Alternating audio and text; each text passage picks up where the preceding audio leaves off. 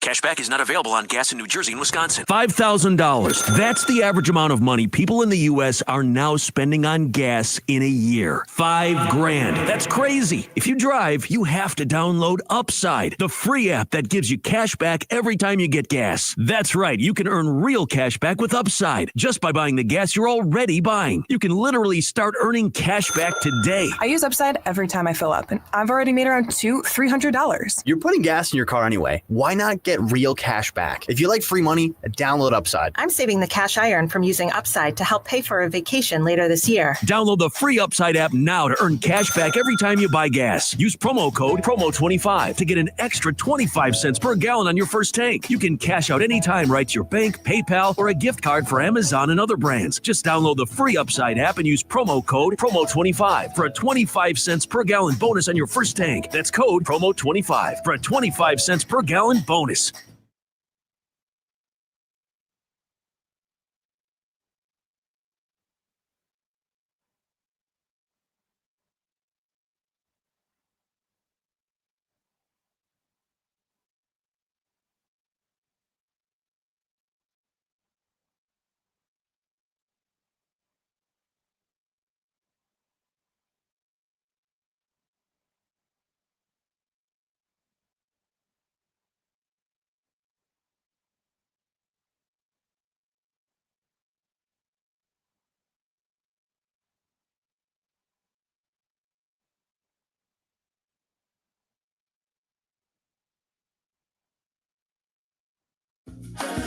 It's National Teen Driver Safety Week.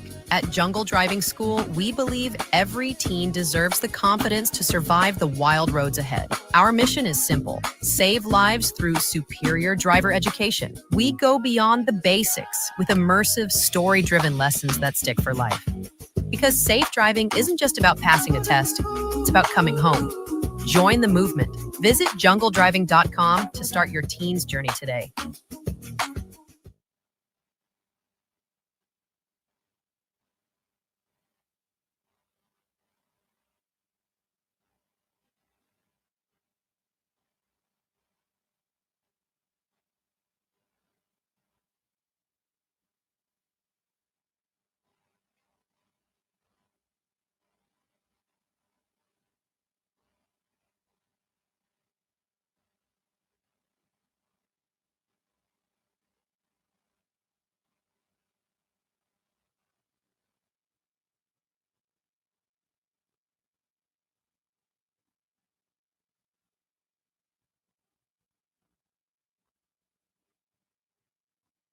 Actual price will depend on product and subscription plan. Featured products are compounded drug products, which the FDA does not approve or verify for safety, effectiveness, or quality. Prescription products require an online consultation with a healthcare provider who will determine if appropriate. See website for details, restrictions, and important safety information.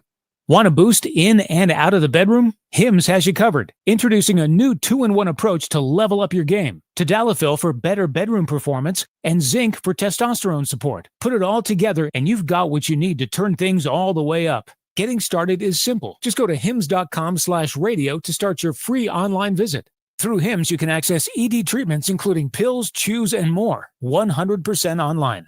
No office visits, no pharmacy lines. Just fill out a simple intake form and a licensed medical provider will determine if treatment's right for you. If prescribed, it ships free and discreetly to your door. Find affordable treatment options at up to 95% less than brand names at hims.com/radio. That's hims.com/radio. HIMS.com/RADIO.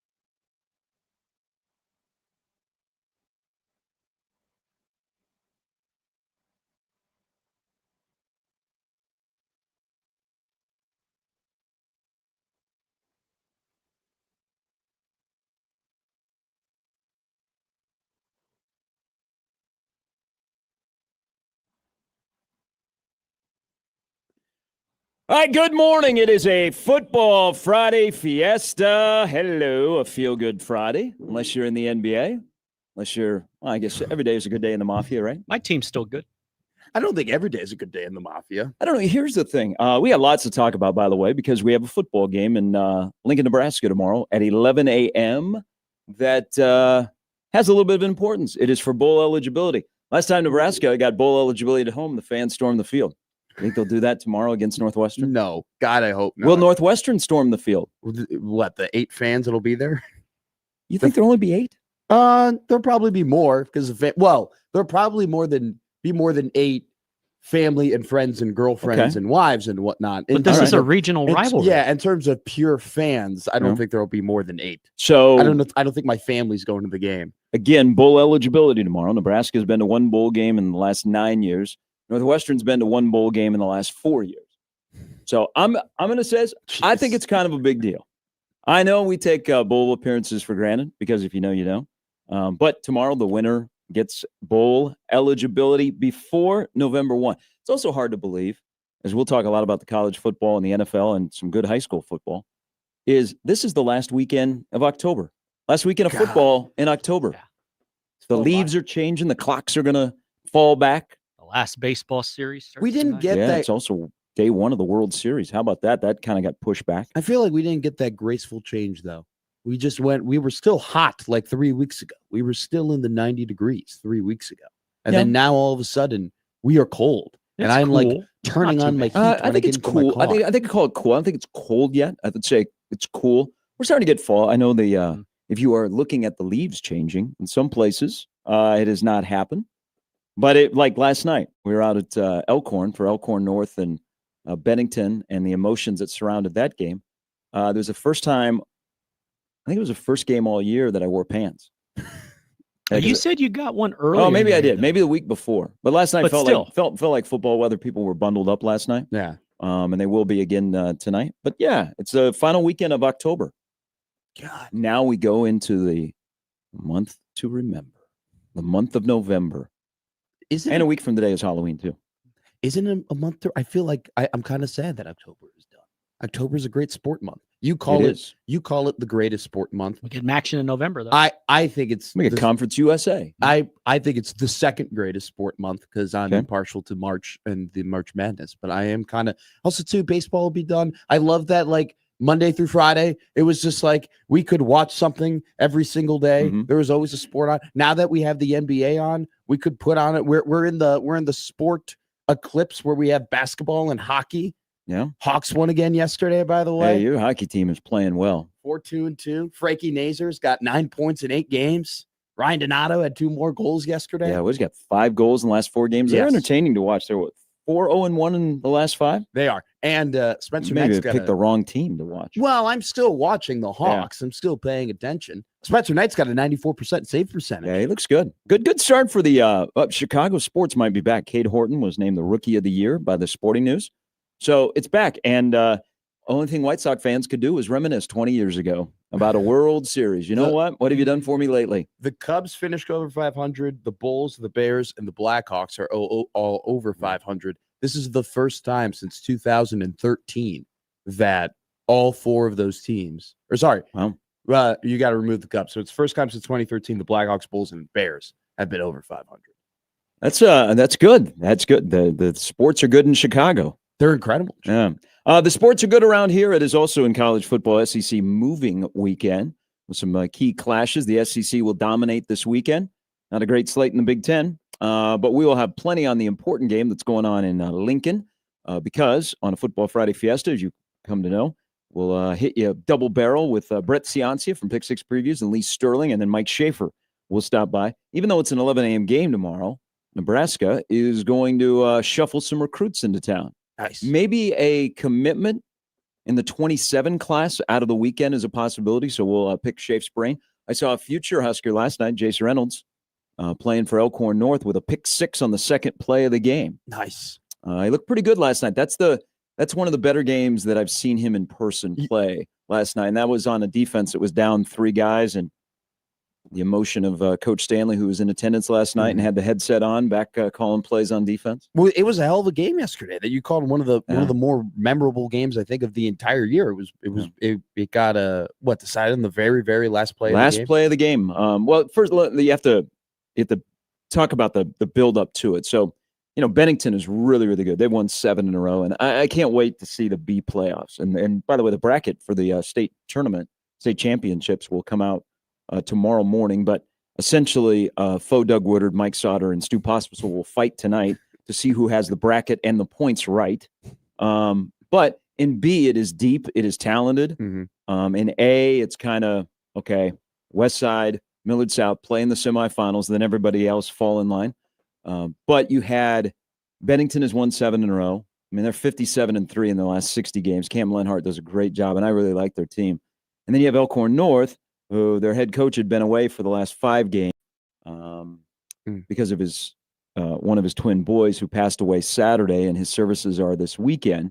So Coach Stanley has been away, and he calls the defense. I mean, that's his repertoire. And, Elkhorn North has been to the semifinals the last 2 years. They lost to Bennington. Actually, last night was the first time in school history they've beaten Bennington. That's incredible. But the the emotion of the Stanley family, and Sam Stanley's a really cool person. He went to Elkhorn High, so he played for the legendary Mark Wortman, and then he coached at Elkhorn South for Guy Rosenberg. And then when the Elkhorn North job opens up, he moves across town, and he's been their only head coach. The school's been open for 6 years, and now they're going to make the transition, just like Bennington, into Class A next year. But he's got a wonderful family, him and his wife, Steph. They had twin boys, and I told the story earlier in the week, twin boys that were born in November, and Micah and Grant. And Grant, from day one, fought an uphill battle, had a couple of open heart surgeries, and again, passed away on Saturday. So, Coach Stanley has been away, and the emotion and the family and everything else, and he came back Wednesday. So he wanted to be around his guys, but he didn't want his players to see him for the first time in their first game, like in game day. Yeah. So he showed up at practice on Wednesday and got right back in with the defense and working with the defense. And, he was there last night, and I was talking to Anthony Dunn, who did a really good job. He balanced the emotion of getting those kids ready to play this week. And he's the assistant coach, acting head coach, the baseball coach at Elkhorn North. Really, really good guy. He's been around forever, former head coach over at Bellevue East. And he said, yeah, Sam is here. He goes, he'll be on the sidelines. So next thing you know, Sam's got a headset on. Yeah. So he's calling the defensive plays, and Coach Dunn was running the show. But it was a great game last night. It was 10-0 in the first 2.5 minutes, and you're like, wow. Bennington uncharacteristically turns the ball over twice in the first 3 snaps. You have the pick 6 by Jace Reynolds. It's 10-0, and then it's 13-0 at halftime. They have a goal line stand at the end of the first half. Elkhorn North keeps Bennington out of the end zone. Remember, Elkhorn North was out without 3 really good defensive players last night. So they're kind of trying to piece some things together, but they have the emotion of their head coach, who calls the defensive signals, is back on the sideline. And then the game got crazy in the second half. I mean, it was back and forth and scoring, and here comes Bennington, and they've got a really talented junior running back in Ty Bufakeo, who is wheeling and dealing all over the yard. But yeah, the final drive, the final play at the buzzer, Ethan Beachy dives in from 1 yard out, and Elkhorn North wins last night over Bennington. And Sam was there, and I think most people have seen Matt Satilli did a great job covering it on Channel 7, and the emotion, and just I think it was great for Coach Stanley. You get kind of in the cocoon of you're seeing around your kids again. Take a little break, and he did say after the game, he goes, "I'm gonna step away for a couple of days, but I'll be back," and he'll be there next week when they begin the playoffs. But yeah, it not only with everything that went on in the storyline, and Luke Ford, who's the AD at Elkhorn North, they did a really good job. Players were in purple. That's the color.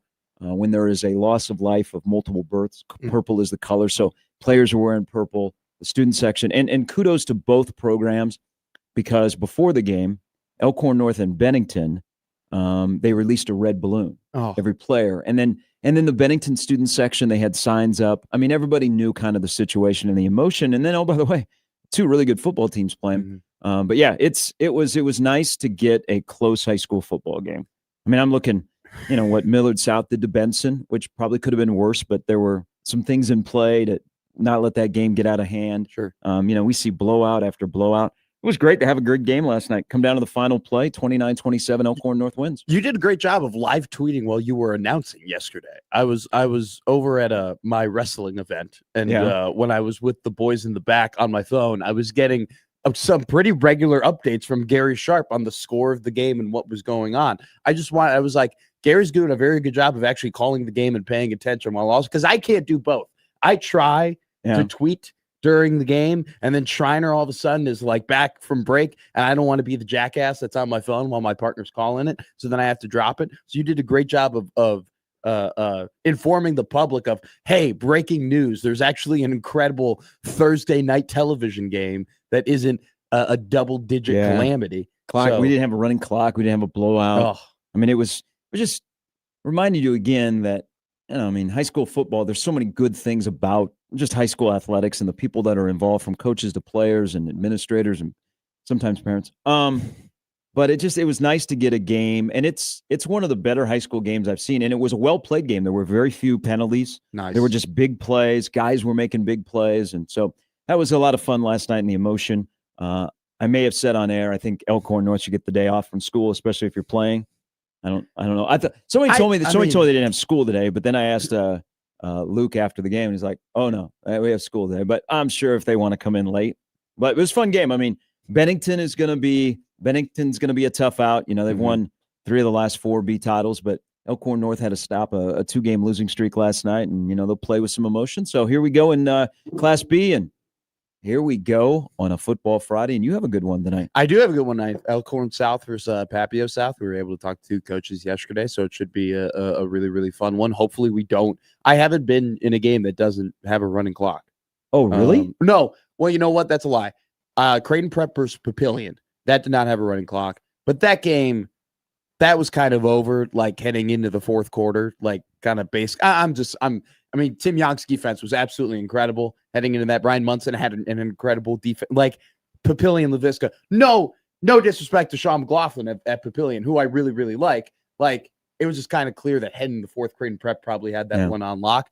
We're looking forward to a game where we go into the fourth quarter like you had yesterday, and we don't know who is going to win. That has not happened. But we did Omaha Central, Omaha North. That was running clock. We did a bunch of Millard South games. Did we get to a running clock in that game? Yeah, we did. In the fourth quarter, we got to a running clock in that game. And then we did too many Millard South games, which hit running clock way too quickly. And then we were like, all right, Elkhorn Northwest side, here we go. Like, this is going to be our competitive game that we're going to announce all the way through. And that ended up being a running clock. damn near at halftime. Westside, after they dropped their game to Central, they have been a wagon. Yeah. What that ended up 35-14 last night. So their last 3 games, which include a win against Elk South and Prep, which were previously unbeaten, 145-47. The last 3 games, and they'll be the number 1 seed. And the semifinal at Phelps Field. I wonder if Kirkman is selling tickets right now. Should for that game. But by the way, last night, so one of the things, not every game was as good as ours, and your game tonight should be pretty good. Hopefully. But one of the better stories in A, Tim Clemenger, the head coach at Papio South, they're 7-1, and Derek Jones, who is one of the better running backs in the Metro that, unfortunately, not enough people talk about. If you know, you know. If you watch him, he's really good, but he got injured. And they found a way to get to 7-1. So you'll have a good game tonight. Fingers crossed. I think you'll have a good game. Those are 2 really good teams that'll be battling for seeding. But so last night, Millard South and Benson play. And, Lincoln High forfeited on Millard South. Yep. And Millard South is averaging 66 points a game, and they are what they are. But Benson, who for Benson standards has had a really good year. They finished the year 2-7, and they won 2 games. They didn't have guys quit in the middle of the year. Yeah. It's still an uphill climb. It'll never be like it was in the 90s with Benson football. It just will not be. It never will be. I don't care if Terrence Mackey goes back to Benson to be the head coach and he recruits even my kids. Your kids? Yeah, which would be amazing. The Sudanese kid that I'm going to have that I'm going to adopt. I was about to say, or your penguin. Hey, I'm going to turn into Blue Chips. You watch this. Hey, if Terry Rozier can be Tony from Blue Chips, I can be that. But they play the game, and a lot of people are like, why? And good on their coaches that said, you know what, why not? Because we already knew it was one-sided. But both both programs got together, so they had a running clock to begin the game. They also had a rule of you could not rush the punter, and I think there were no punt returns. Millard South returned maybe the opening kickoff for a touchdown over at Benson. They were also like the play clock was going to run continuously. So they had some things in play that it wasn't going to get out of hand. Because somebody asked me at halftime, they go, man, Benson must be playing hard. It's only 35-0. I'm like, yeah, they probably only had about 5 possessions in that game and they've scored. But they ended up winning 63-0 last night. So they finish a regular season where they ended up scoring in the regular season 530 points maybe. My God. Yeah. So the bracket comes out tomorrow. But it was good last night to see a close game. It was a close game. It was what high school athletics is all about. So I'm glad we got to finish up on Thursday nights that way. What, 2019 Bellevue West, if I'm not mistaken, has the points record? They were a wagon. One season. Jalen Bradley and that offensive line, they were running all over the place. So are they, is Millard South on pace to break that record? Yes. Okay. Yeah. We were doing the math because, the Millard South Radio Network, we were trying to see how great and historic the team was. So our filler material was just trying to go through as many Class A records as possible and like figuring out are they on pace to do this and do that. And funny enough, Jet Tomlin, I think that night broke the Class A touchdown record. So that was great for Schreiner because John's a historian about this stuff. So that not a Millard South grad. No, but he started rattling off like all the other great like quarterbacks and like him and I've had a front row seat to Zane Flores when he was, because that's who the record he broke. Yeah. And so he was talking about those Gretna teams and whatnot. It was funny. We were talking to Guy Rosenberg yesterday. And when I hopped in on the call, he goes, yeah, I was, because I let John and him do their little personal interview and then I'd come in after. He was like, yeah, I told John, I'm sorry that you had to use all your filler material for the West Side Elkhorn North game. And hopefully that we can get you a good game this year. We've had a lot of filler material, a lot of filler. Yeah. And I've learned a lot about Omaha high school football because we've had to fill so much time. And John Schreiner is so educated in that. So hopefully you'll have a good game tonight. You'll have a good game. Hopefully. You'll have a good game. By the way, Lincoln Southwest upset North last night, scored, I think, at the buzzer to beat the Vikings, who do win their district. And then the Battle of Gretna tonight. Gretna East, Gretna. I think Gretna East, well, we did that game last year on TV. Gretna East is the home team. What they should do is if Gretna wins, they should be allowed to put the G back on the helmet and take dragons off the Gretna helmet. That's my suggestion for Mayor Mike. The mayor of Gretna and I actually are like, we're tight. He owes me one. That should be the thing. If Gretna High wins, they should be able to put the G back on the helmet. If Gretna East wins for the second straight year, I don't know what they would get. But they do have a great helmet. The Griffins have one of the top helmets in high school football in the state. Why'd they take the G off the helmet? You'll have to ask the school board. Okay. There's about, trying to keep things even, keep things fair. Oh, Yeah. like they don't want one to be Gretna. Yeah, and one yeah, not and to they be got Gretna? dragons. They did it last year. They have BS. dragons on the helmet. They used to have the Green Bay Packer G or the Gretna G. It's a Green Bay That Packer was G. iconic. Are you sure? Yes. Come on. Okay. So are you gonna tick off the people at Westside and call the Westside W a Wisconsin W? It is a Wisconsin W. Isn't that the beauty, though? By the way, the Rezac's back in town. The Notre Dame off week. Isn't that the beauty, though, of high school football? Like, isn't it funny? Like when you go to a high school and it's like, oh, they're just the Florida State Seminole logo, but they're in blue and yellow as opposed to like red and gold. Or like my school, we just use the Notre Dame logo. We're just green and blue, not gold and blue. You have gold helmets? The Notre Dame doesn't have a logo though. Well, it's N and D, but we took the same font, the same everything, like everything is. But not on the helmet though. Yeah. Oh, did no, you have the that'd be same like helmet? North Did you have Dakota the same gold helmet? No. So we you did not. have the N and the D on there. We did. Have Okay, the so N and there, D. you're fine. But I'm talking You're about the fine. logo. I'm talking about Oh. like the school logo. Yeah. I love that about like, oh my God, like there are teams in Illinois that have just taken the Chicago Bears logo. They're just yellow and blue. Now the Westside W, which Wisconsin dinged them, and there is a subtle difference to it. Yeah, one wins, one doesn't. Attaboy, Jimmy. That's true. Hey, Jimmy, start this one. If Westside played Wisconsin, I don't know. there was a school, wasn't in Nebraska, might have been in Iowa. The Iowa Power Cat was replicated on some high school helmet, and Iowa went after them.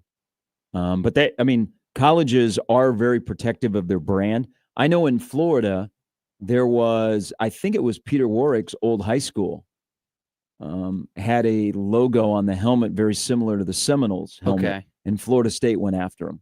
See, trying to protect they got to protect the brand and the integrity because that's your logo, that's your brand. Sure. What happens if that high school all of a sudden is dealing with the mafia and you got kids that are betting on the game? That's the last thing you want because they're going to show nothing but that helmet and you're like, oh, that's Florida State Junior. But now I don't even think like that. So the Junior Seminoles. So in Ames and Iowa City over in Iowa, Ames High is the Little Cyclones, but their logo is not anything like Iowa State's. And then I think it's Iowa City High is not I think they're the Hawks. But okay. They don't have like a similar, they share the nickname. The Little Cyclones. This is maybe an interesting segue. Hit a home run against Ames when I was in high school. Nice. Week Park, center field, about 490 feet, maybe.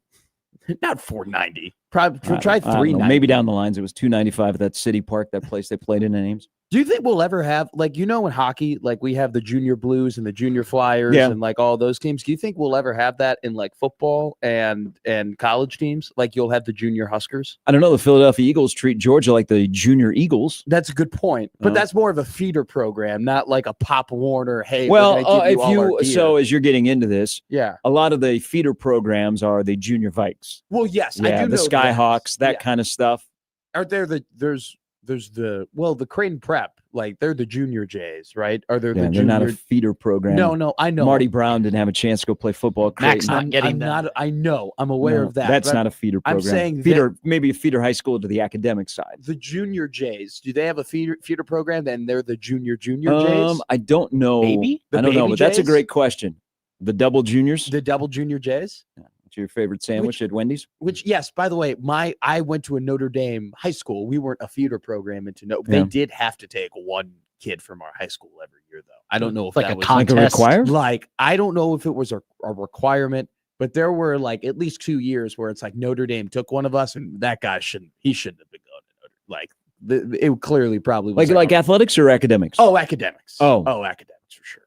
Yeah, no athletics. Our greatest athlete was the third running back behind Jonathan Taylor at Wisconsin. Our Urbandale High School had and I think because there was somebody in the recruiting office of academics at Notre Dame has a connection to Des Moines. Okay.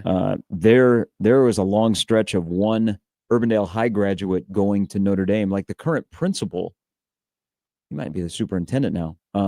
He was a year behind me. Okay. He went to Notre Dame. Like there was like every year, and then West Des Moines Dowling, where Caitlin Clark went to high school. The Maroons, the Dowling Maroons. Okay. I mean, at least we were the Jayhawks, and the girls' teams were the Jayettes. The Jayettes? Yeah, they've dropped that, of course. Okay, yeah. It was hate that. it was the Jayhawks and the Jayettes. If you're gonna do at least we didn't do the Lady Jayhawks. Okay, you know what? That sounds the way Lady better Huskers. than the Jayettes. What's a Jayette? It's a female version of a Jayhawk. I like a Lady J. Yeah, I don't think that would have been uncomfortable for high school girls to call them the Lady Jays. Or the Lady Jayhawks. We just called them the Jayettes. Sounds like a good dance team.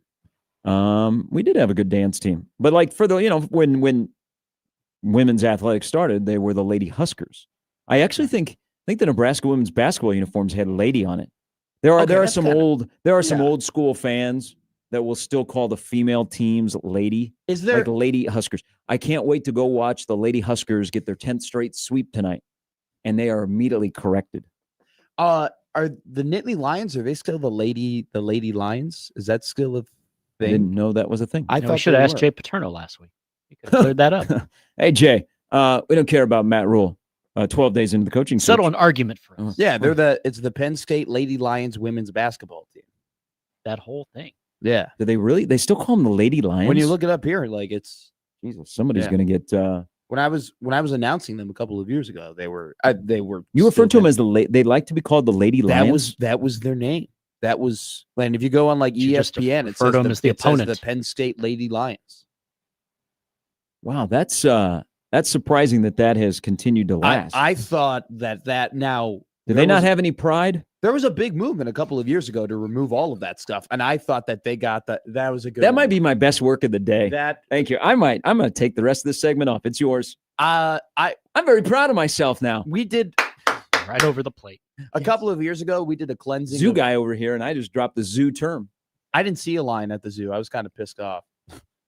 What did you do? Ask for your money back? No, but I just sat down. Like, they have that lion viewing area. They have like that lion. The zebras were not out. No, the zebras were out. Okay. They're very rare when I'm there that they're out. You said the elephants weren't out. They know. You should ask for your money back. Yeah. All of the. You said, hey, I came to the zoo to see the elephants and they were not out. I would like my money back. Just go in the enclosure. All of the Sahara. No, there's no.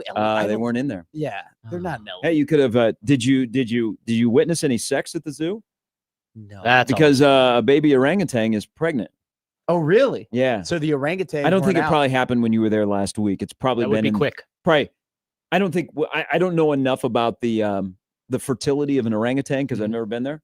Are you just assuming that they're like? Well, I don't think and it takes a couple of weeks. They gotta. Yeah, they gotta take a test. I don't think hey, let's help the population. What's Betsy doing on Friday? Okay, let's go find Bimbo over there in the corner and let's get them together. Let's put them in some privacy. And then on Monday they come back to work and all of a sudden the female orangutan is pregnant. I don't think that's how it works. They don't come out smoking a cigarette. There's a lot of things I don't know how things work. So I'm just speculating. Do you think the orangutan made a TikTok where it's like a video of them looking at the pregnancy test and freaking out, and then they put it in a bag and then they gave it over to the male orangutan, and the male orangutan looked. You know in the what? bag. You could probably pull that off with AI. Right now on AI, you know what a popular thing on TikTok is?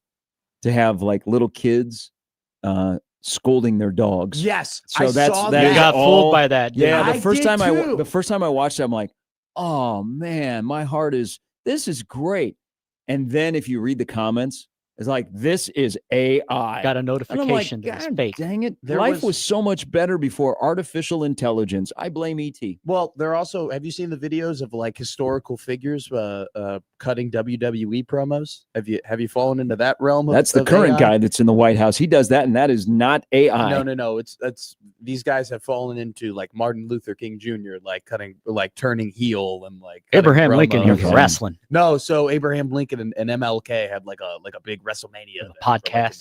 I'm out on politics. All right. I'm talking about funny AI videos. All I know is that last night, now you have a situation with what went on in the NBA yesterday. And it's too bad because last night, Steph Curry went nuclear. Yeah. Aaron Gordon went nuclear. Well, ironically, so last night, there were only 2 games in the association, day 3, and 2 great games again. SGA goes for 55 for Oklahoma City. Aaron Gordon goes for 50.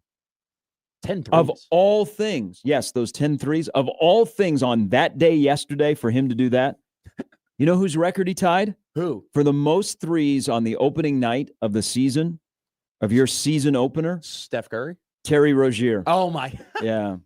Yeah. I'm not making that up. That's true. That's incredible. But no, like last night, now you have the FBI director is bashing Stephen A. Smith. Brian Windhorst is diming out the NBA on ESPN, which is a partner of the NBA. I mean, what a day yesterday. That just so we need, you know what we need? We need good football tomorrow in Lincoln. We need football. And we need there it football is. that looks good. Everything comes back to Nebraska. We might be a flyover state. We might be in the middle of nowhere. People might ignore us, but we're a proud state of nearly 2 million in a city of 1 million. You know what? Everything revolves around us. So suck it, Iowa and Minnesota. You might beat us, but everything revolves around Nebraska. Just life is so much better when you can deal with it, when everything revolves around Nebraska, and in particular, Nebraska football. Do you want to hop on a wagon with me? No. Why? I don't want to be anything with you. Friends? We'll see. Okay. Do you too, Jimmy? You can hop on this wagon. I'm married. I'm buying all the Benedict Matherin stock. Okay. I am buying. All right.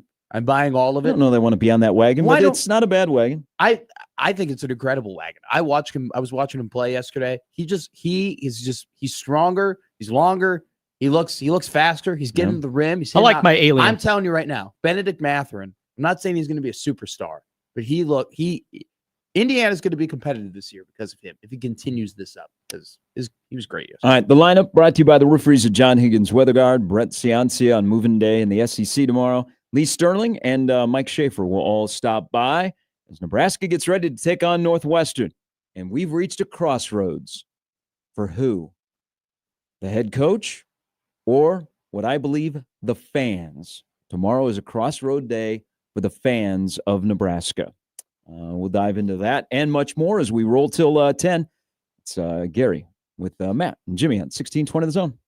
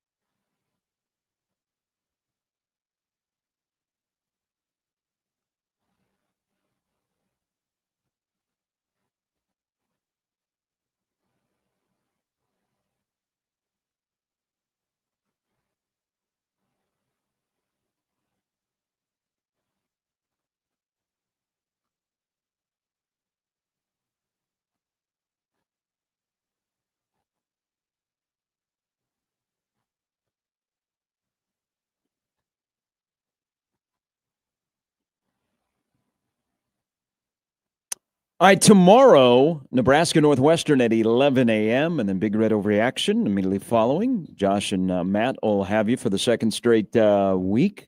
You get a lot of Matt tomorrow. A ton of You're Matt doing tomorrow. is it Blue Jay After Mixed Dark zone. or Blue Jay Overtime? I think it's the Blue Jay postgame show. Okay. That'll you'll be making your debut. Yes. You guys I workshop that cannot name. wait. It will be a ton of fun. Will you be able to even watch the Creighton game? What do you mean? I will be able to, yeah.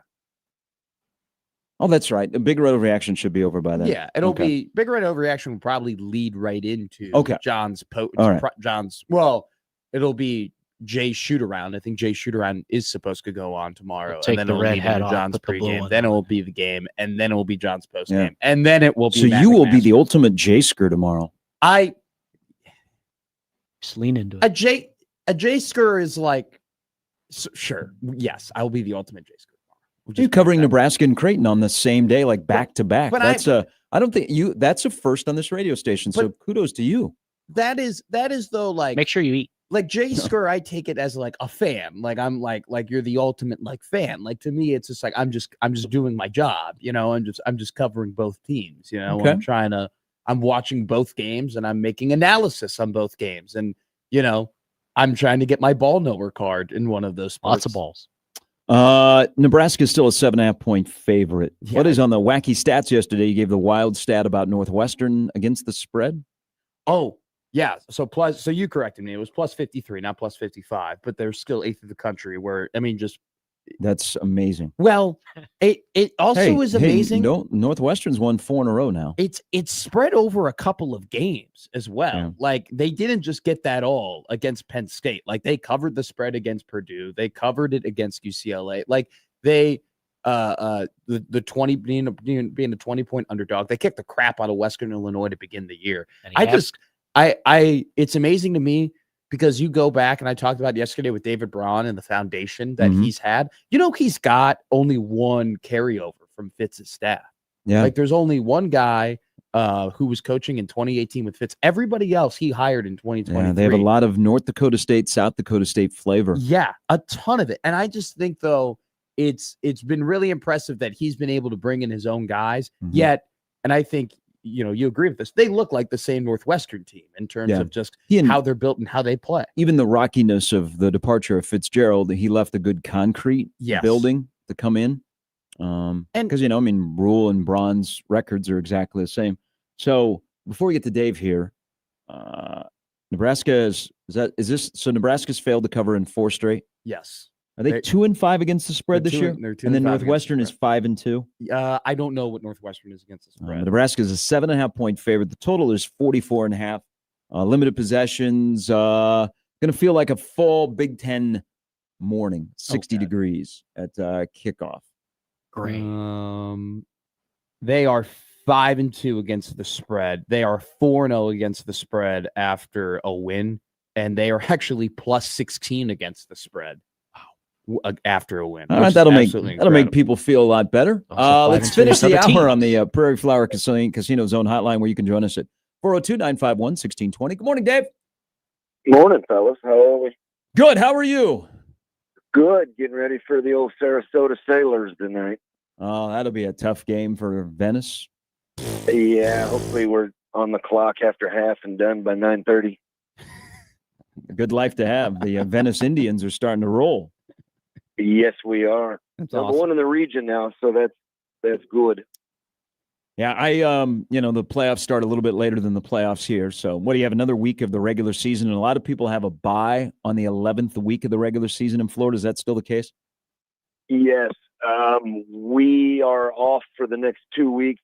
Next week supposed to be our bye week. You know, the Northwestern game got canceled, so we tried to pick one up, and then Teddy Bridgewater. The following week they call it the hurricane week because, you know, we've had hurricanes the last few years and then push things back. 2 things here. You were talking about high school mascots. We got sued twice at Northport, once by Kansas State and once by Texas State for our Bobcat logo. Yeah, well, I know you're in the Northport helmet. You were stealing. I mean, you should have been dead. That was a ripoff of the K-State Power Cat. Oh, absolutely. You weren't even hiding it. That's awesome. Number 2, down here, there's schools we have. You know, you got the Island Coast Gators, Southeast Seminoles. Is there any school in That's the Nebraska school. that's the Huskers? High school was? No, I don't think so. I don't think so. I was just curious. I know there ain't no Lopers either. Yeah. I'm actually surprised there's no Lopers. You would think a small maybe D1, D2 school might sneak in a Loper. But we know what? We're building a bunch of new high schools. I will put in for the new Bennington High School. Maybe we can have the Bennington Huskers. East Lopers or whatever. They could be like Menden and be the Whippets. Yeah. Some people are chiming in on your comment if there anybody named Huskers, and they are giving me current high schools that are a feeder program for Nebraska. So maybe we do have Huskers. Dave, thank you. Have a great weekend. Good luck tonight. All right, buddy. See ya. Speaking of where Dave coaches high school football, Jadell Carter. Learn the name. I'll ask Schaefer about this because he was asking me about him the other day. So Nebraska offered a 27 prospect. He's an edge rusher from South Fort Myers High School, which is the same high school that Sammy Watkins went to. Ironically, it is the same high school that Gabe Kapler, when he moved to this country to play for the Twins, that's where he went to high school. Oh. The high school is across the street from the Minnesota Twins spring training home. That's sick. The Hammond Sports Complex. But Jadell Carter, 6'5", plays for South Fort Myers. If you watch his film, they play football a little bit differently in the state of Florida. His family, they are huge Nebraska fans. Okay. From the days of the 90s. And so that's his first offer. That's a really good offer from Nebraska. What's going to happen is people will say, what did Nebraska see that we didn't? And then they will start flooding in there. But that's a good offer. That's a good start in the class of 27, where they're going to try and have a big class, and 26 go, oh, please. Nebraska also offered a guy, a defensive lineman who's got offers from, I think, Michigan and Iowa as well, that is in Romeoville, Illinois. And Schaefer texted me and was like, this guy is in between. He's like close to like where Gary grew up, and he's close to where you grew up. He's like, he's the Gary and Matt recruit equivalent of Husker football. And I was trying to think, what would the characteristics of a Gary and Matt recruit look like? Well, I'm Florida, so I got speed. Okay. I got speed and ferociousness. I've got physicality and speed. Okay. You guys might be focus. You think I'm focused? No, I mean the recruit. Yeah, they don't throw it in there. You know what? If we're doing the combination, I bet he's prepped very well. I bet the guy does a lot of prep. And that's it. That's all I give to it. You can give him your speed and your strength and all he just, you know what? He's in the film room. He's looking at things. He's watching tape. All right, we'll get into tomorrow in Lincoln, the focus and physicality game to Nebraska and Northwestern. Put that on a T-shirt. So outside of the stadium. No, there is no trophy. I looked into it, tried to promote it. And you know what? This is a trophy weekend in the Big Ten. Mm-hmm. There does not need to be a trophy. Oh, in yeah. This game. A live animal. Because not every game that Nebraska plays or college football teams play has to have a trophy. Truly are not a Big Ten team. Mm-hmm. Because you have the Paul Bunyan axe. Yeah. But that's no, not the axe. The what does Michigan and Michigan State play for? Is it? I don't know. I have no clue. Jimmy, how do you not know? I don't. I didn't. Oh, Paul Bunyan Trophy. Oh, there we go. Okay. So I was just thinking of Mel Tucker. Michigan State is the battle for the Paul Bunyan Trophy. Yeah. The Floyd of Rosedale, the pig, is on the line for Minnesota, Iowa. So it only seemed appropriate that we come up with a trophy for Nebraska and Northwestern. You can play for the Matt McMaster Trophy. The winner gets my fandom. I don't know if that's going to go over as well. I like my idea better, a live animal. They can get the Lost Keys Trophy. Okay. The winner, I'm listening. The winner of Nebraska versus Northwestern gets a plaque of Lost Keys. And a burrito. Not the Jeff Sims combo. No, your burrito. Oh, that I threw up? Jalen Lloyd's in the portal. We'll come back. Hour number 2 coming up next.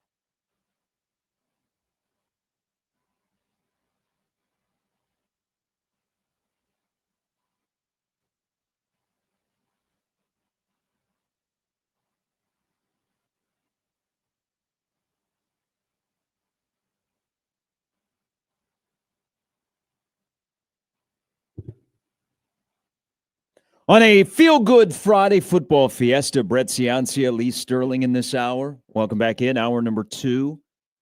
Sean has a great suggestion. How come we haven't thought about this?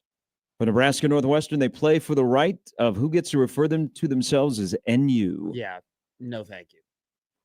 Why? Are you saying that from your perspective as a Northwestern fan? Okay. Or a Nebraska grad?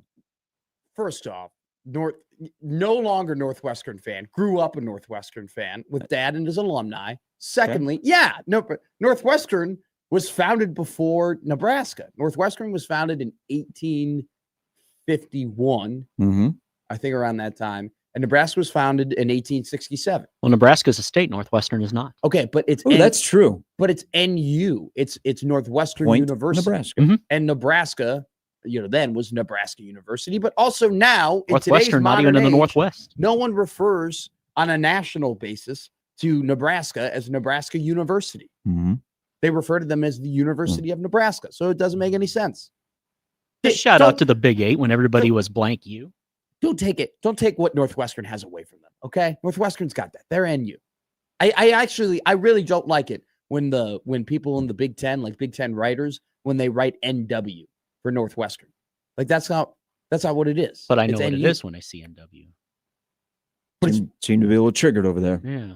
This is an People argument. are going to get triggered if things don't go the good way. Literally got asked, are you going to the NU game tomorrow? I was like, no, actually not. People will be triggered if for the third straight year Nebraska starts 5-3. I'm just going to put that on the board. That's a prediction for the morning. On the chat room on 1620 The Zone TV. Morning, guys. There's a fascinating conversation going on here. It's tough to connect the dots because things go everywhere. Sure. But our community is the best. They are. Absolute best. Our community also is great. We started the morning talking about Coach Sam Stanley, the head coach at Elkhorn North, lost one of his twin boys on Saturday. And the high school community is very, very close. Everybody knows everybody.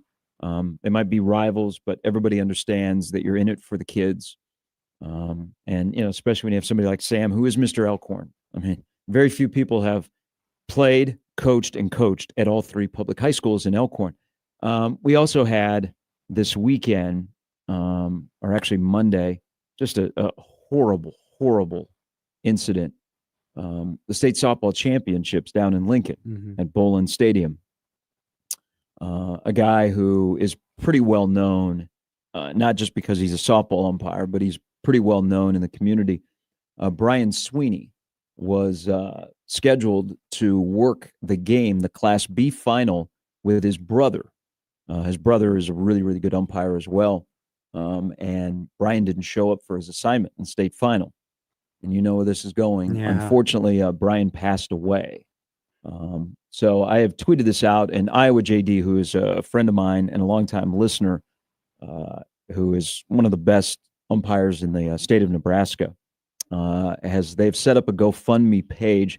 They were trying to raise $3,200. It is now at $7,490. Just retweeted it from the show. Again, yeah. So I mean, it's been a heavy week, but it shows you what a great community that we live in, what sports can do. So thanks to Iowa JD, and I know a lot of the softball coaches in the state. They're not just softball coaches; they also might be the basketball coach, like Bill over at Gretna. And that's a community. And even though we might have some problems, and Iowa JD is he's not perfect. I mean, there's things I have with his umpiring game. But at the end of the day, we're all humans. Yeah. We're all in it for the right reason. So that's another tough one. And you talk about the GoFundMe. Coach Stanley has a GoFundMe as well, and they've raised $48,000. Yeah, they are. The Stanleys are incredible. The Stanleys are blown away by the support by strangers. Now the entire Elkhorn community has reached out, and again, Sam Stanley is Elkhorn. But yeah, they are the outpouring of support. But shows you what a great community we live in and how sports can do that. Brett Ciancia is coming up at the bottom of the hour. So Nebraska Northwestern play at 11 a.m. tomorrow. That they do. Again, if Nebraska loses third straight year, they start 5-3. But if they win, they're 6-2. They're bowl eligible for the second time in a decade. Here we come, Tampa. That's still in play, even with the clunker against Minnesota. But as we've been doing the show this week, and you're out on the streets and you got your ear to the streets and everybody wants to talk to you. The lady in self-checkout yesterday at Target was like, so what do you think's going to happen? The lady was working at Target, and I didn't have anything Nebraska related on. Yeah. So she must recognize she had sexy look. She had to know it was you. She's a P1er. Because it's great. I mean, I was waiting for her to go, my husband listens to your show. Okay. But she goes, what do you think? She was watching me. And so she was like, hey, what do you think tomorrow? Or what do you think Saturday? And I was like, and I always say, well, what do you think? Okay. And she goes, I'm very optimistic. And I think we're going to win every game. And I said, that is very, very optimistic. She goes, I don't know. She goes, I just don't know. She goes, my husband goes to the games and he comes home and he's so angry and I just don't know. And I said, okay, but it's kind of like that. So I wouldn't say the vibes are low. I just think there is now, because everything's about momentum when you're in year number 3 and you don't want things to stall. And I can get away with the first year of building culture and talking about getting things right.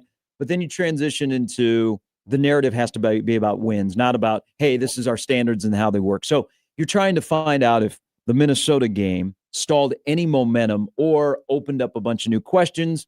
And you go, where are we, Matthew Rule, in game number 33? Well, you invoked his full name. No. Well, I could have dropped in his middle name. As a fellow Matthew, that's fighting words. By the way, he was angry yesterday. He's been angry the last couple of. He's angry at the media.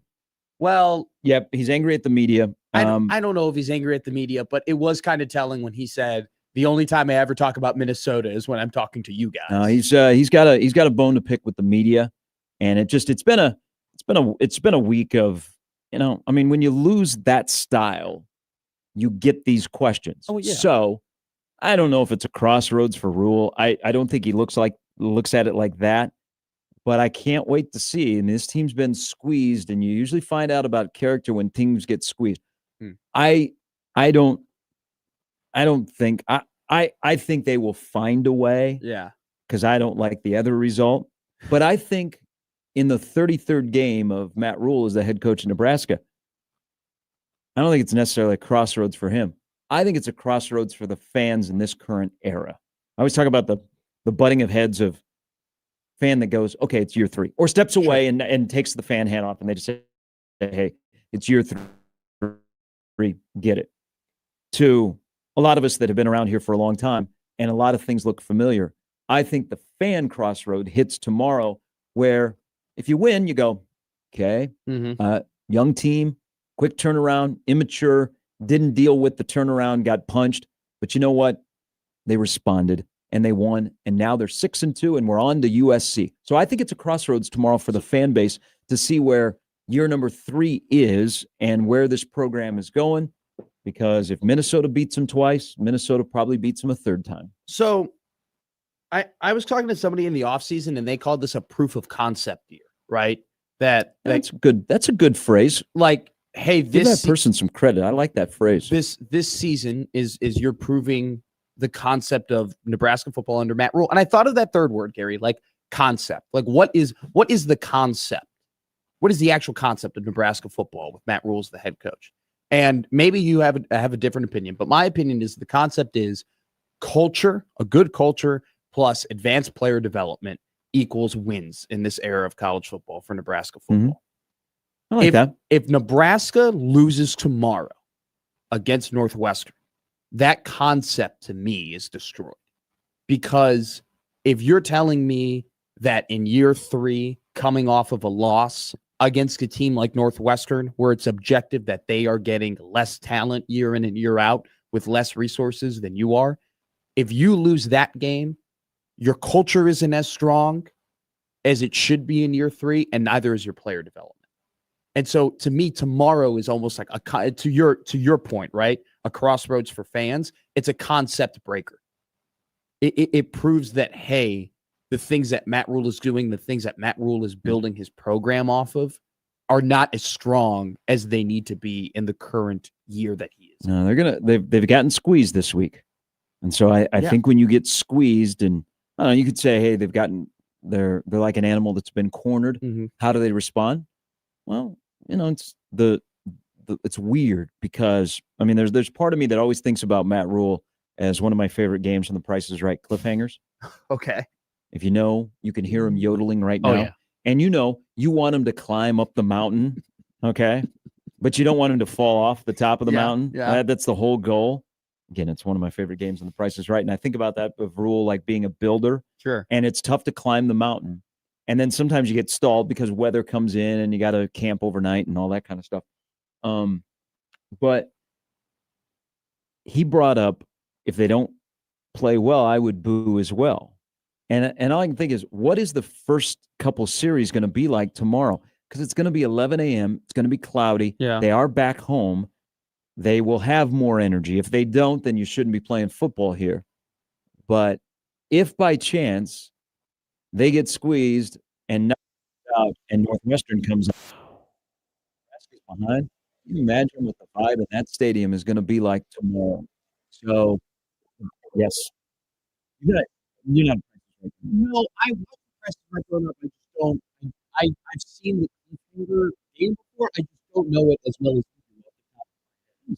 Sometimes you have class that's supposed to start at 10 and you're like, you know what?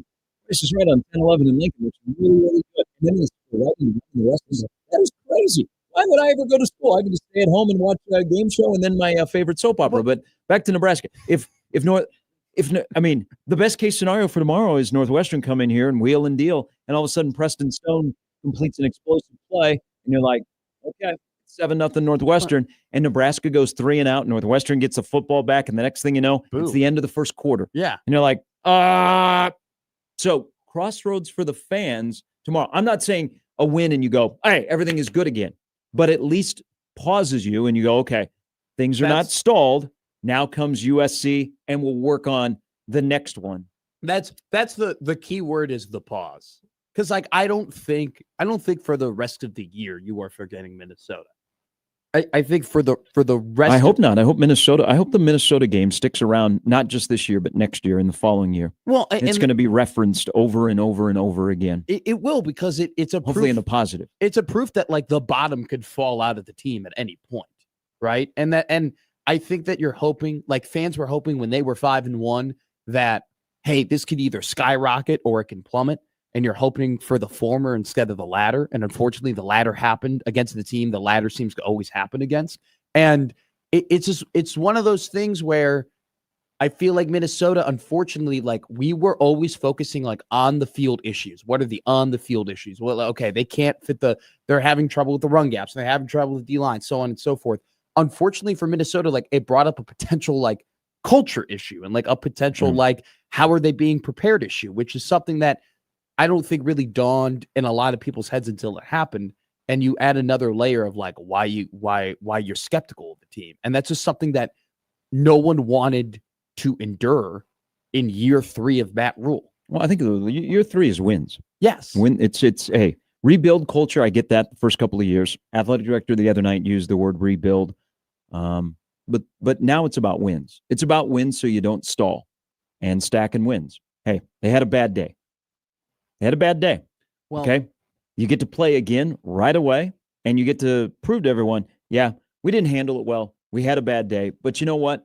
You still like this against Maryland and Michigan State, right? Hey, we're all good. Hey, kumbaya, 6-2. Wear your black. Come to the night game against USC. Here we go.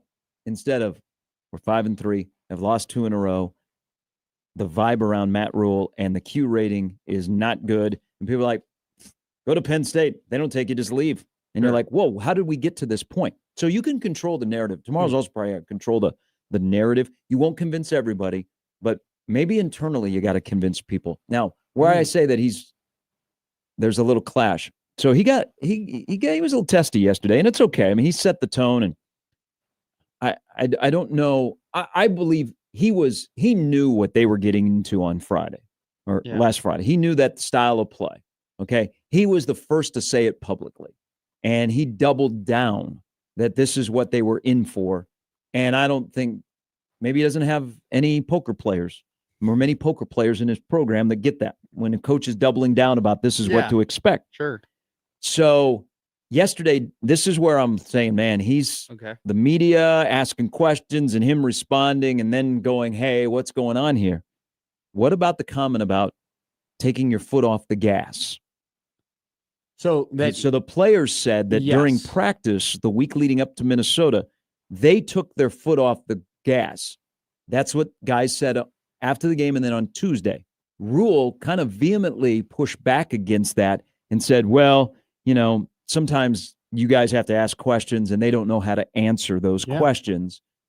Either I didn't sense it, we practiced hard, we went hard because I knew this was going to be a hard game, or in between, and maybe there's a little truth being told. I thought that was kind of curious yesterday. It was interesting that immediately he goes, we practice hard. We practice hard. Like he was adamant on that. And then he did pull back a little bit. Like he said, well, sometimes I think the players sit, and then he didn't fully finish the thought. And I think clearly what is being communicated there is like, I have a lot more thoughts on this issue, but I don't want to offend you or offend. Yeah, I mean, I think John Butler pulling back after the 71-yard touchdown run doesn't tell me about inexperience as a guy calling plays. It's also it's trust in your team. Yeah, we don't have the guys to do what we need to do, so we've got to play to our strengths. And man, that is a strength of Minnesota. And then maybe a little bit of, okay, guys, we're young. We're immature. We don't have dogs, okay? And we're going to fight through this, and somehow, some way, we're going to try and stack as many wins as possible while we're working through all this. But I'm not going to say that out loud. Well, I'm just going to let you guys observe. I think, though, part of the reason why he might have been annoyed is because when they were 5-1, and he makes the comment of like, why can't we all be positive, right? Like, I think there was part of him that was legitimately annoyed that there were people who thought there were issues with his team and were voicing the issues of his team and being negative about the issues of his team when he was 5-1, and then they lose that game, and in a way, the people that he's telling to be positive are vindicated by hey, we were kind of right. Yeah. You think they can play angry? Do you think this team is equipped that they can play angry? I think just play better, not angry, but play better. Because focus and physicality is like a key thing tomorrow. But can they play angry? Or is it just, you know what, we really don't. That's not our DNA with this current group. But, man, we can play better. Well, my problem with his comment about, I like it when Dylan is angry and I like it when Dylan has bloodshot in his eyes, and he made that comment after the Michigan State game. My issue with that comment was, why does something bad have to happen for that quarterback to play great and for that to happen? Like, why can't Dylan just walk into a game and be bloodshot and be fired up and be angry and go ahead and do the things that he did in the fourth quarter? Like, I don't know. Sometimes you just, I don't like it when you have certain things have to happen for you to play your best football. How about you just go out there and you prepare and you practice and you're confident and you step out on that field, and from minute 1 to minute 60, you say, hey, this is the game we're going to play. Yeah, I would feature tomorrow your most consistent players. I would see how many times Emmett Johnson can touch the football, how many times Luke Lindenmeyer can touch the football, how many times Hunter can touch the football. I would rely on guys that have been consistent and, have that dog in them, that when you've called on in bad days or good days, they're there. I would rely on them. And I'll tell you another thing. I think, because I got in this discussion, I actually was on Twitter the other day, the homegrown, when you get squeezed, the homegrown guys, how they respond to the guys that just got here. How do the people who have set the culture here for the last couple of years respond? Is your season from here on out predicated on the growth of the homegrown guys, or guys that came from somewhere else and maybe winning programs that say, hey, this is how we do it? But what does that say about your program if the guys who didn't come up in your culture are the ones that are carrying the boats when things get toughest? Well, it means you haven't won, and you got guys that were from winning programs that know what it takes to win in low moments, and they're going to help the guys learn. But eventually there has to be the first group, in my opinion. Yeah, but you got to win first. Yeah, you got to win. You can't just walk in and go, "Hey, we're winners here." I mean, if you don't have a standard, sure. They don't have a standard of guys are walking in and they're like, "Wow, last year was the first time we went to a bowl game in 9 years." Damn, man, my dad told me about these great teams back in the 70s and the 80s and the 90s. What's going on here? It's all about learning how to win, but it's also learning how to deal with losses. And that's why I keep going, man. When you get squeezed, okay, we have to, in the world of college football. And I'm not saying, hey, it's okay to accept the Minnesota game, because you can't accept the style in which they lost. God, no. Is college football is different. And it's Nebraska, it's the Big Ten, it's elsewhere. Is we are going to have to get used to in the world of college football where you're going to lose more often. I mean, we could have a 3-loss team. Yeah. We used to look at 3 losses in a year for some programs and go, we're going to have to, in the world of college football, because college football is turned upside down, is losses happen. You're going to have to get used to more losses and maybe more, whoa, how'd that happen? They're not supposed to beat us type games. So do we see that? I think we're seeing that on a weekly basis in college football. it's an interesting comment because I remember before I was even on the show listening to you last season, and you had a guest, and I'm sorry, I forget his name, came on the show and said, hey, when Arkansas beat Tennessee, like kind of saying what you're saying, right? People freak out about 1 loss or 2 losses or 3 losses, but Arkansas beating Tennessee is almost adjacent to like Arizona beating San Francisco in the NFL. Like it's kind of one of those things where now the gaps have shortened to the point where, hey, like you could kind of lose almost any single game in these top conferences. And you're right. If NFL teams are really good at anything, it is kind of washing away the trap games, right? Like you go ahead and you look at Kansas City, or I'll just use my example because it's just the one I know best. Like the Chicago Bears in 2018, their 4 losses they had that year, 3 of them came to teams that they didn't make the playoffs. 3 of them came to teams that were absolutely terrible. 2 of them came against teams who won 4 games that year. And they were able to just kind of, hey, we got to flush that away. We got to go in. We got to like play that next. You're right.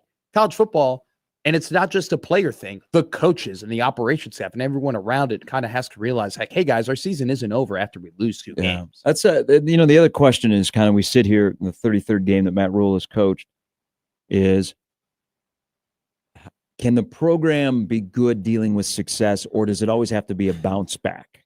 Because you would want more success and more success and more success, and once you get it, you want it more, instead of, okay, now we're ranked, we're playing well. Sure. Remember, we beat Cincinnati. People are sleeping on Cincinnati, but Cincinnati's own losses to us, hey, this is kind of fun. And then you get a reminder, and then you have to bounce back. Why can't you just have success and stack success and keep stacking success instead of, okay, we're a good bounce back program. Okay. Do you think though, and this isn't just Nebraska specific, this is just college football specific. No. Do you think that there's a point where there's a difference between dealing with success and just talent, like reaching the ceiling? Well, I mean, that gap that you're speaking of, talent can help that. And let's also be honest, and we got to get to a break here because we're going to get backed up in this hour. When we're having this discussion, I'm looking at you, 15. Yeah. There's a 5-game vibe check with Rule to say, hey, we're fine. We're heading in the right direction. You know what? We're still going to, hey, you guys that stuck with us and said 9, I'm going to get you 9. But if I'm looking at teams that are in the running for the playoff right now, they have a star under center. We're going to find out in 5 games that times that has looked like Nebraska has a star. Does Nebraska have a star under center? That's where the elevation of that gap that closes with star players that are stars and play like stars. Yeah. And we're going to find out over 5 games if Nebraska has just a good quarterback or somebody that can be a very good quarterback. Do they have a star under center? Because I look at the landscape of college football right now with the playoff race. Does anybody have a middling quarterback that's running the show? No. All right. Brett Ciancia, Lee Sterling still to come in this hour on Feel Good Football Friday Fiesta ahead of Nebraska Northwestern. Last night, Vikings. You're happy. I'm very happy. Yeah, you very, very happy. I'm so happy. I wasn't happy. One of my teams in my division won. I just need the Rodgers quick game this week to just be able to avoid the Green Bay pass rush. The Packers get another loss, and then it's the Chicago Bears. Close to the top of the NFC North, baby. Maybe I'll pick the Ravens today. No. Yes. Lamar is back, though. He is back. And we're back after this. Gary and Matt with Jimmy on 1620 The Zone.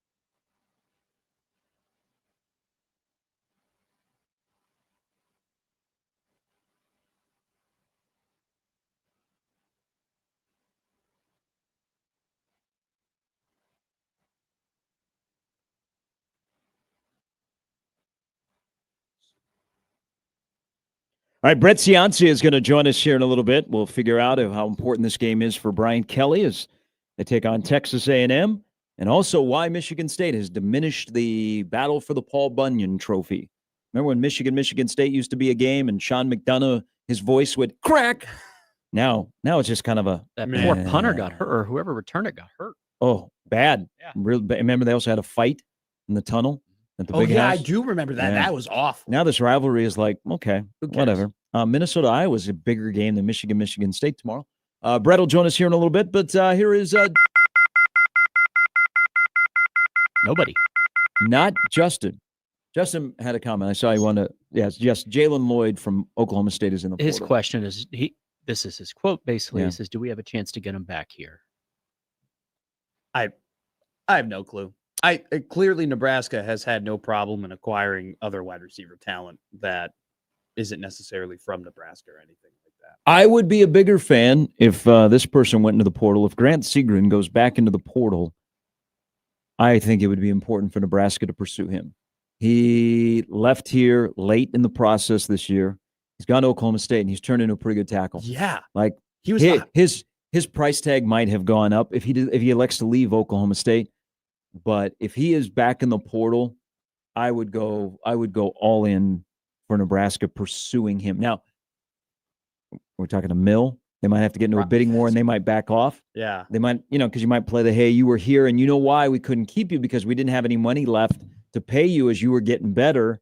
But now we do, and we're ready to pay you. He would be the guy to watch, the former Nebraska offensive lineman from Oakland, who was here, wanted to get paid. Yeah. They paid him at Oklahoma State, and he's turned out to be a pretty good tackle on a team that's really struggling. And talk about, like, we talk about the horror stories of the portal all the time and, like, all the bad and everything. That is the great of the portal. Like, that's a guy who was looking around and looking at how he was playing and was like, I'm better, man. Like, I'm better. Like, I'm going to, he probably knew.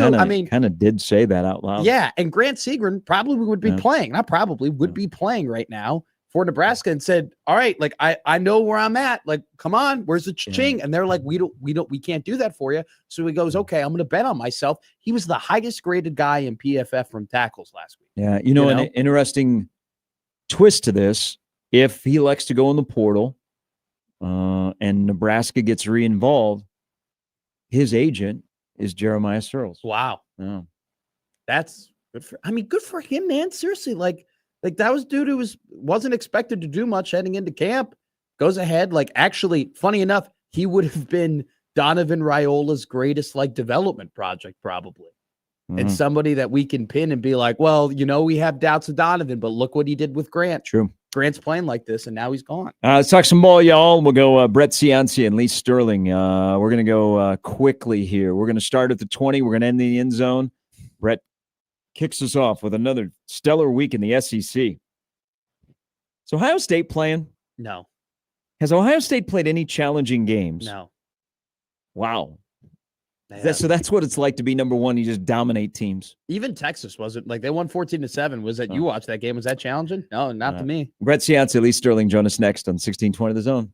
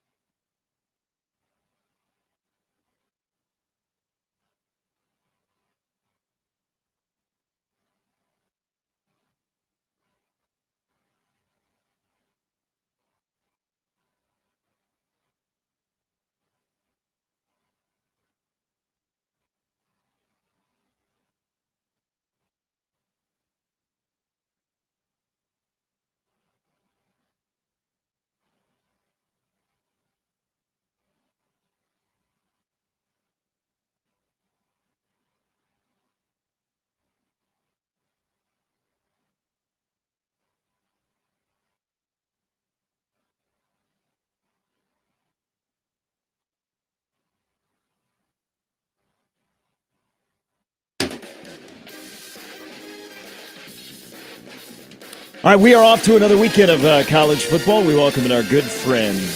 He is Mr. Content Creator. Lots of great stuff. Sometimes he says stuff that we agree with. Sometimes we disagree. Sometimes we love him. Sometimes we hate him. But we always have him on. It is Brett Ciancia of Pick Six Previews. How about that? Good morning. I never hate Brett. Hey, good morning, guys. Thanks for having me on. I read your replies from people that you'll tweet out a factual stat or something, and people argue with you. I love that. That's what makes this sport so great. Yeah, that's just how it works. That's part of the fun of it. You got a lot of passion involved with college football, and sometimes the numbers don't go your way. But that's the best part about it. Let's start in the SEC because the SEC race is set for a shuffle this weekend. What's the best game and what's the best story of Ole Miss, Oklahoma, Mizzou, Vanderbilt, A&M, LSU, in your opinion? Well, best game I think is Oklahoma versus Ole Miss, and specifically when Ole Miss has the ball. I really want to see that matchup. You got Lane Kiffin's offense, his scheming, his philosophy defense against Brent Venables' defense. Which Oklahoma, I think, is right there with Ohio State, 1A, 1B as the best defense in the country. So really a strength on strength right there that I'm looking forward to. On the flip side, I like John McPhee in this matchup against the Ole Miss defense. So I think if you had to pick a winner, I'm going to go Oklahoma here with the best unit, the defense, and then a mismatch the other side of the ball. So I like Oklahoma there. And in best story, I mean, you got to go Vanderbilt because it's been the punching bag of the SEC for 100 years, and this is their best start in 75 years. They're hosting College Game Day, and they deserve it.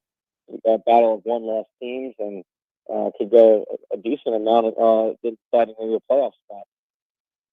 The beauty about this new era of the college football playoff and having 12 teams is that in week 8, we now get back against the wall games, right? Where it's like, okay, you clearly need to win this game.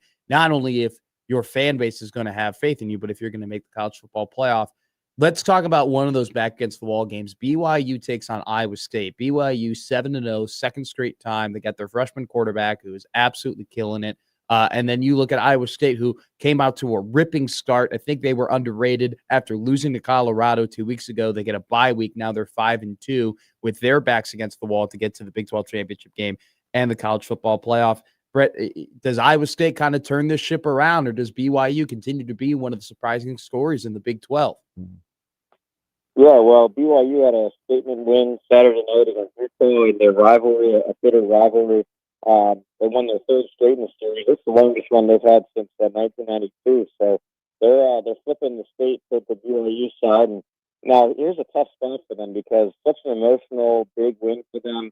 They got to recollect and go travel to Ames to face Iowa State, who's coming off a bye week. So if you're a situational kind of guy, that's brutal. But I think BYU's the better team. I like them on both sides here. Barrett Bachmeier, he really took the team on his shoulders there in the fourth quarter.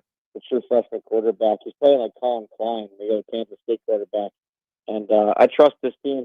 Iowa State, they've struggled since both their starting corners went down. Both those guys were all Big 12 performers. They lost a pair of them. And since they lost both guys, they're 0-2. They lost to Cincinnati, lost to Colorado. So I think they'll be 3 straight. I think BYU goes in there and wins it. Hey, let's kind of circle back to the SEC a little bit and bring LSU back into the conversation. Texas A&M is undefeated. They've looked really good. We know what Brian Kelly is up against. This is not necessarily an LSU Texas A&M question, Brett, but we know that the seat gets warm if you don't win in Baton Rouge this weekend. Honestly, can this coaching carousel handle another blue blood program joining the hunt for a new coach? It's already getting there. We're barely halfway through October, and it's already at max capacity. It's funny. LSU, they have reason to be upset because they gave him all the financial resources possible. They helped him make Blake Baker the highest paid coordinator in college football history on defense. They helped them sign the number 1 transfer haul in America. You know how expensive transfers are, and to pull off a number 1 class. So they're all in on this, and they put up a lot of money to keep Nussmeier in Baton Rouge because this time last year he was thought of as the top pro prospect. So, so the pressure's on. It's year 4. You got to win. I mean, you've been given everything. All he gives back is excuses at the post-game press conference. So, he's got to win this one. I don't think it's going to happen for him. I think A&M's a better team.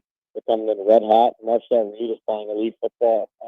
Just fresh off his sharpest game of the year last week, 4 touchdowns. And I like our play here. So I'm going to go A&M. It's really rare to find LSU as an underdog at home with somebody not named Alabama. You've got to go back a ways, but I think A&M deserves that accolade here. I'll go Aggies by at least 50. You mentioned, Vanderbilt being the best story out of the kind of the slate of games in the SEC. Let's dive in deep to this game. This is a very interesting matchup. Missouri, I thought this is actually the battle, Brett, of the two teams I think that have played Alabama the best outside of Florida State. And both these teams were very close, yet Alabama pulls out the victory against both of them. Is Vanderbilt, if they win this game at home, are they actual national championship contenders? Is that a world we're living in, Brett Ciancia? I think so, actually, and it just sounds funny, but they keep legitimizing themselves every week. I was skeptical going into the Alabama game, and I know there's no moral victories or anything, but I left impressed. I left impressed with Vanderbilt. Same with Missouri. I left the Alabama game impressed with them, too, despite their close losses. They got similar resumes, these two teams. I think they both dominated their non-AQ slate.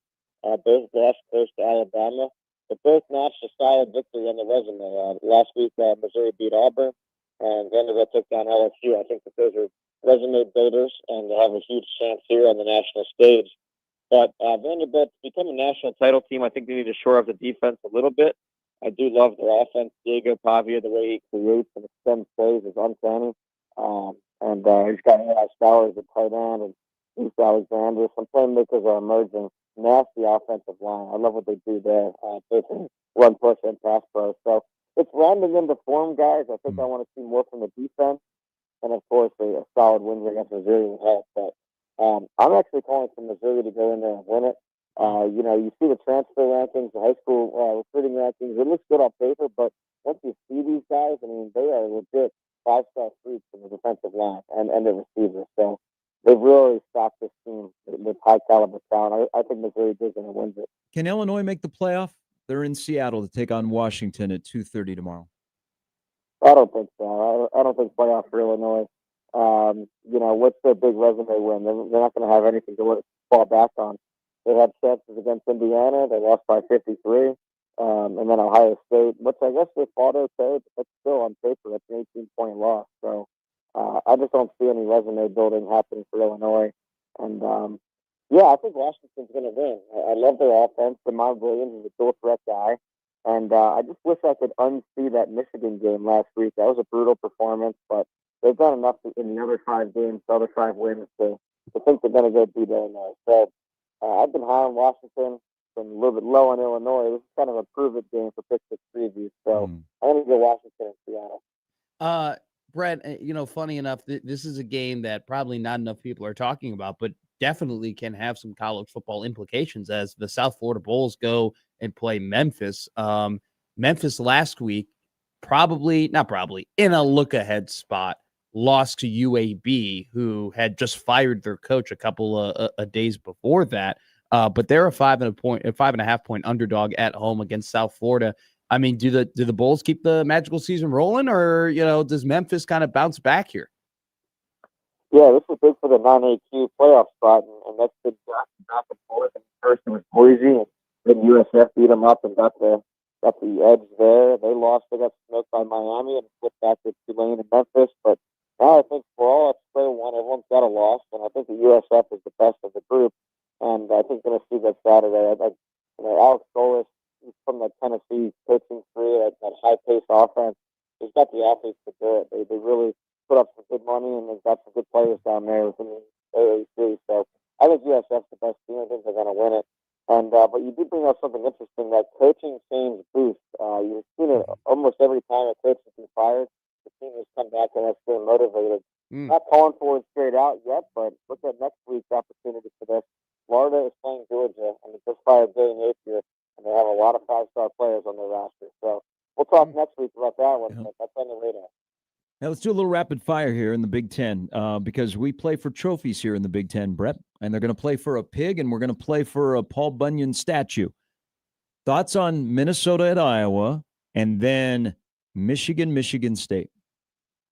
I'll go Iowa in the Floyd of Rosedale game. I like what Martha Noski did against Penn State. It was mostly with his legs, but really strong performance. They're running the ball really well for Iowa. So I'm going to go Iowa for the Pigs.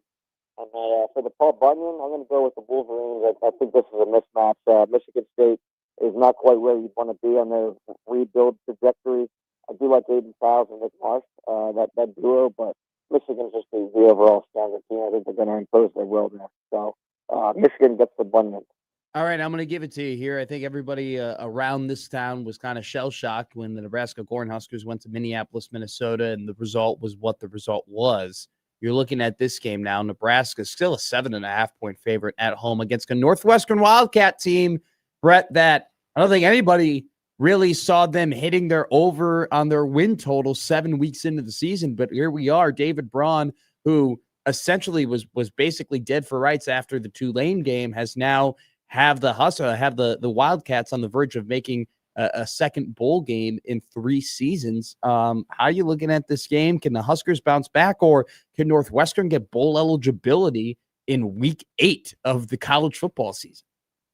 Yeah, it's definitely a surprise story within the conference. I don't think anybody saw this coming. I had been projected like 16th out of 18 in the conference, so they've blown away that expectation. And Preston Stone's playing good quarterback, good at quarterback, and they're running the ball. So both Northwestern's improved.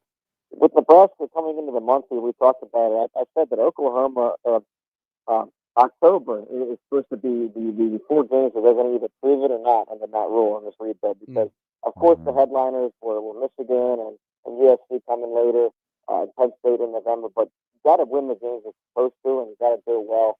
And those are the 4 October games. So to see what happened last Friday night, I was shocked too. Just like the Husker fans out there, not just by the loss, but just the margin, the inability to get anything going on offense. The offensive line going up 9 sacks. Could have been 4 or 5 more in that rule, thanks to doing the scrambling. So, yeah, I don't know what happened there. You hope it's a 1-game fluke. The loss was some Balkans for Minnesota, but that's what Northwestern wants to do too. It's the same approach, so they got to get it fixed. I still think Nebraska wins it, but it's going to be close. Brett, as always, we appreciate it. Have a great football weekend. We'll talk to you next Friday ahead of USC Nebraska. All right, thanks, guys. That's Brett Ciancia from Pick Six Previews. And on to somebody who would be a lot better at the podium than Tua in Miami. It is Lee Sterling from Paramount Sports. Good morning. Hey, every time he speaks, Lee, and I know he's the quarterback of your Fins. Just go play football. No more pressers for Tua. I agree. Yeah, it makes no sense, especially at this point. I just wake up every morning after a game. I'm just hoping that the GM, Chris Greer, and Mike Daniel are fired. But so far, my prayers have not been answered. All right, let's dive into this, and let's dive right away into a rivalry game. Iowa, Minnesota, the fan bases hate each other. I think Cooper DeJean is still signaling for a fair catch. Iowa beat Penn State. They have the Tim Tebow of the Big Ten playing quarterback. Minnesota off of what they did to Nebraska. Interesting game. The line's a little bit large, but for Minnesota on the road, where are we going with Iowa, Minnesota? Yeah, and you're not going to see too many, Justin Jeffersons coming out of Iowa. Maybe Caden, and maybe he's the guy that, they can convert to a DB, and he's another Cooper DeJean. So that's about all they can hope for. These two teams, very similar. Maybe Iowa's a little bit better here, but I think Minnesota's starting to feel good about themselves, not turning the ball over, short passing game, getting good push on the offensive line. Their defense isn't as good as Iowa's, but I never like to lay more than 7 points with the Hawkeyes here. I think they win the game, Iowa 24-20, but I'm taking the Golden Gophers plus the points. Wouldn't shock me if they somehow break through and finally win. They've lost 9 out of 10 for the Florida Rosedale Trophy. You got an interesting game here on your second spot. Indiana, they're 4-2 against the spread in their last 6 games, taking on the UCLA Bruins, who have probably broken all the sports books with their just absolutely incredible turnaround after firing their head coach, which, of the likes we haven't seen too often. Indiana, a 21.5-point favorite. Interesting line, Lee. How are you playing it? So once we sent this on Wednesday, this line is shotting through the roof. It's at 25.5, 26 points now, and no injuries. Indiana can score, but they are bottom 15 in pace of play. So that means they got to score probably on 75 to 80% of their possessions. I think UCLA right now, we're finding out why maybe, Nico was a sought-after kid, and people did have, really good things to say about him. So, he's working together with Jerry Neuheisel, the new offensive coordinator, and the offense, and they're coming up with a game plan together. And I think they can score enough here to stay under the number. I think Indiana wins 42-20, but I'm taking 25.5 points. Just think it's too much. UCLA is a different team from the start of the season. Hey, this rivalry used to be big deal, and there used to be a lot of controversy surrounding it. Michigan State's head coach Jonathan Smith last year, Lee, got crushed because he didn't treat this like a big game. Well, if he doesn't treat this like a big game this year, he might not get an opportunity to coach again. Michigan kind of sitting there. We got Ohio State at the end of November. Big favorite, 2-touchdown favorite. What happens in the battle for the Paul Bunyan Trophy? So I believe that this line is as high as it is, 14.5, because what's happened last week, second half, even though Michigan was tied at half, went on a run and won by 17 points against Washington, and Michigan State lost for the fourth straight time. 3 of those games were on the road. So they have put up some points in a lot of these games here. I don't think that's going to be a problem. I think that they can score 17 to 24 points in the game. It's the defense. They're giving up 32 points per game, 6.2 yards per play. It's 119th in the country out of 136 teams. But defense is about emotion and hustle. And I think they're going to feed off the crowd. Little brother takes it down to the wire. I like Michigan State a lot here. Wow. And since it's on my card for my clients, Michigan 28-23. Michigan State with a nice, easy cover. They might even pull off the shocker. Wow. Yep. Whoa. Wow. Yeah. All right. I was waiting for the wrong team favorite there, but I mean, Almost. We were almost there. You teased You me. want to hear it this game? Yeah, do Coming it up? this game because once again, Nebraska football is a 7-point favorite. And Lee Sterling, if anybody knows value against the Huskers, it's you. They're 2-5 against the spread. Give me the lowdown. So we had them last week, went against them, and it was an easy cover and a win from Minnesota. Problem I have with going with Northwestern is they don't force turnovers. No. And if you don't force turnovers, you're going to have trouble against Nebraska here. Who knows why? No one can put a finger on why they just didn't show up last week. They were flat as a pancake. I don't know how many times I'm going to back them for the rest of the year, but I think they get the job done here. Northwestern played them tough in 22 and 23. Not this Saturday. Blowout special. The right team is favored. Nebraska 30-17. Whoa! So during the break, I told Matt He did. I could see Nebraska winning 31-14. So I'm glad we're kind of speaking the same language. All right, let's talk a little. Marcus Mariota is back at Arrowhead. Yeah.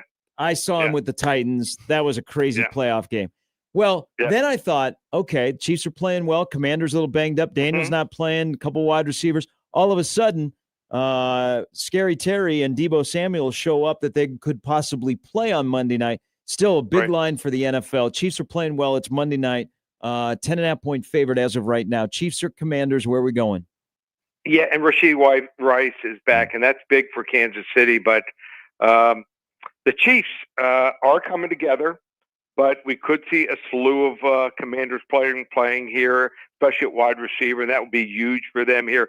Laying more than 7.5 points. Last decade in the NFL, 38% winning percentage. You're living under a bridge if you're playing big favorites, and that's the public here. I think Washington, this might be one of their last gasps here. They might throw the kitchen sink at Kansas City here. Their special teams might be the difference, keep them in the game. Kansas City wins here, 28-20, but the Commanders cover. Lee, you've been doing a really good job with us. You've been positive. You're still over 60% hit rate with our listeners. I want to shout you out, though. You're 23-2 in the NFL over the last 5 weeks. You teased your NFL Sunday Golden Ticket last week, right? You had gone 5-0 all the way up. You went 4-1. It's still, and I don't mean to squash your promo here, but still just $197, right, to go and get the golden ticket. So that'd be a hell of a deal with the run that you're on. You've been so good to us. You got the game of the week. You got the Steelers taking on the Packers. Unfortunately, this game isn't in Lambeau. It would add a little bit to the je ne sais quoi, if you would, of this game. But how can people know what side you're picking here for this game of the week? How about this? First 5 callers that call 800-400-9741, give them the game for free. 800-400-9741. Love one side of this game. It's the marquee game of the weekend, Packers and Steelers. 800-400-9741. May not be around for long, so you want to jump on the Lee's NFL Sunday golden ticket. We're on a 23-2 run. Wow. If you're not already a client, now's the time. I can't stress it enough. Love to have you. Give us a try. I think you'll be happy. We have clients that have been with me more than 25 years. So you want to hop on board, just one place, ParamountSports.com. Hey, fantastic. Have a great weekend, my friend. We'll talk to you next Friday. Okay.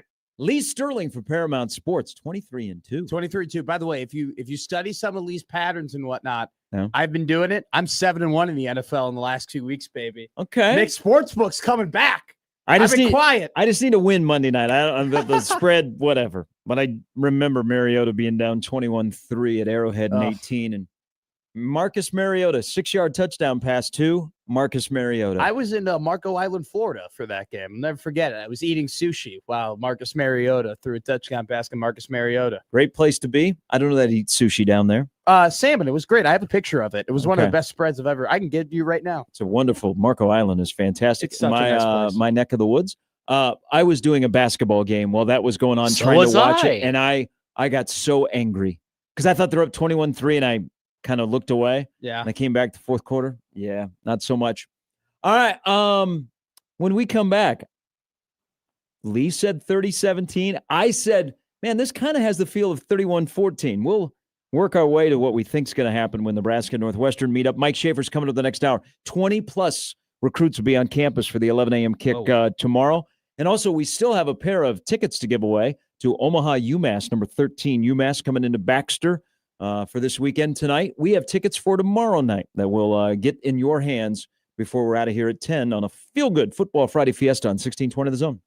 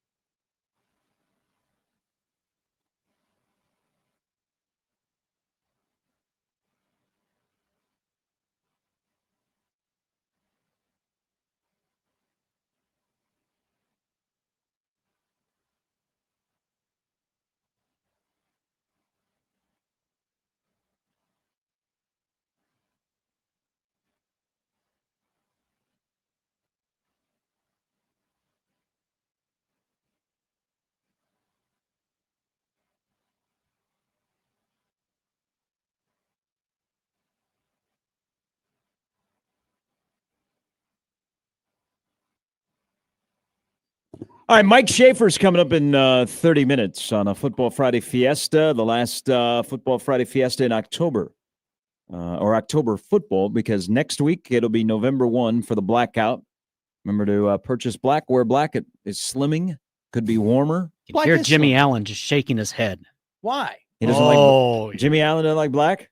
He does not like Husker fans wearing black. Oh, I thought you just didn't like black. Oh, no. Not going there. So wait a minute. He wants you to wear red to the games. Okay. Well, it's going to have to take a concerted effort. That's not a bad opinion. No. I think that's a very diehard fan opinion, and that's okay. See, you're in the college age where a lot of college kids don't even wear red, white, or black. They are anti the huge, and so you're like, hey, you know what? Maybe I'll wear a blue shirt today. Wait. That's BS. Oh, I've seen it. No. I've seen it. He's not talking about Kenny Bell either. I've watched them. I can pick students out. Listen, you still have to wear Husker stuff to Husker football games, okay? You have to wear Husker stuff. Find a green Husker shirt. Don't come shirt. in this jean jacket, like you said, or in a blue shirt or in a black shirt. Like, don't be coming out to a Husker game in the student section like you'd be coming out to Iggy's, okay? That's not what I'm looking for. We don't want to, what do you mean? We don't want to turn this into the South? Have you not seen how youngsters go to football games in the South? You don't want that to happen in Lincoln? I'm not a fan of the Alabama bangs and the polos worn by every single male at a football game. And I'm all, and if sundresses if girls and want to wear dresses, they can wear dresses. If they don't, they don't. So I'm taking it you've never been to a college football game. Shout out sundresses. Where people wear suits. No, I haven't. I haven't been to an SEC game, which is why when you talk about the SEC and the atmosphere and everything like that, I don't really talk because I've never been. I don't have that experience. Before I ever went on my SEC tour, I had never, I've never seen anybody wear like a suit to a football game. Yeah. Until I went to a Texas Tech Nebraska game, and there were people wearing not only suits but also like sport coat, jeans, and a cowboy hat. I'm like, man, I'd never be caught wearing a sport coat to a college football game. But then their date or their wife or whoever their guest, they were dressed to the nines, and I'm like, to a college football game? What are we doing wrong in Nebraska? Like maybe we just put on the gear and go to the game. That's doing it right. If I had a girlfriend and she was wearing a sundress or something very nice, like to a game, I would probably be like, look, I can't be a bum that wears like a t-shirt. I probably have to up my game in some sort of capacity to match the vibe. As long as you make a lot of money. But as a single male, right, I'm going whatever is in tune with the weather, right, and whatever has Nebraska gear on, okay? So, yeah, as long as you have Nebraska stuff, I don't care what color it is. I do worry about if Nebraska loses to Northwestern, what the blackout game will look like. Somebody on the stream just said. Well, no, but like it'll be blacked out in Nebraska. Well, somebody on the stream will not be able to watch it on WWT, and they will be very sad over there at WWT. Channel 6 will go out of business. Somebody goes, the blackout game is going to have funeral vibes if we lose to Northwestern. I'm more worried about just some people being like, screw you, I'm going to wear what I want to wear. I'm not even going to do a blackout. So that's you've got to. I own a lot of black Husker gear. So now, the thing that happens in Nebraska when they say, hey, we're going to have a stripe out or whatever, you got to promote it. So the university has to get behind it. It can't be this underground thing. Not every underground movement can be No Sit Sunday, which is still one of the greatest accomplishments in the history of Nebraska athletics. I say volleyball day in Nebraska. Do I put No Sit Sunday above it or below it? It's still under debate. I'm kidding. I'm kidding. But No Sit Sunday. So that wasn't a university sponsored thing. And a lot of these things about, hey, let's do this idea. And there've been promotions of blackouts before, but they've been like started with the students. Well, if the athletic department doesn't get behind it and promote it, you got no shot. This is an athletic department thing. All right. You made a video. You put Teddy Prohaska in a truck. Okay. He barely fit, but you did this video. Okay. So Nebraska's going to wear all black for USC, and Nebraska's got to take care of business this weekend to make that game, mean something more than just it's Nebraska USC. They are promoting it. They're gonna give stuff to the students. I wonder what else they're gonna do, but people are gonna hear about it all week. Hey, gotta wear black. I get it. There will be many people that like, that's just not part of my wardrobe. This is what I wear when I go to a Husker game. I've been wearing the same thing. That's fine. But there will be people calling out, well, you didn't participate. You did not participate in the blackout. You heard about the blackout, and how come you did not participate in the blackout? You wore your white, you wore your red, and that person's going to say, I've been wearing this white polo. I dress as the coaches do. Now, the coaches are all wearing black, so maybe it doesn't matter this year. Sure. So, yeah, but the university, the athletic department has to get behind these promotions, like the stripe out, the blackout, all of that kind of stuff. This isn't high school. I actually thought the blackout would be better if it was an 11 a.m. game. Shoot me. Because then you could see it. Seriously? Okay, They're playing at night. Okay. It's going to be dark when the game starts. The whole stadium's going to be dark. You still are going to be able to see humans, regardless of the fact that it's dark and they're wearing black. No, it would look so dumb if it was in during the day. Be like it's a blackout, but it's pitch bright. But you'd be able to see it. Yeah, but isn't the blackout like the opposite? Isn't that not the point? You're not supposed to be able Isn't to see it cool when you can see the sea of red under the lights of Mother Nature? 90,000 people wearing red. But I don't think it'd be fun to see the sea of black. 1 o'clock game under the all lights black during the day. No, I think it'd be better with at night. And there's still going to be lights. It's not as if they play with no lights out there. You'll still be able to see people. Well, it's dark in the stands, and now you're wearing dark clothing. You're saying people could be running into each other because of it. Yes. I'd wear camo. Yeah. I'd be like Miami this weekend and wear camo. Yeah, those I saw that. I saw that they're wearing camo. There's some really, really funny memes under that too. Last time Miami wore camo didn't work out so well. Not everybody. You know what? That's another thing. This is from a horribly dressed person fashion take. Not everybody looks great in camo. Okay.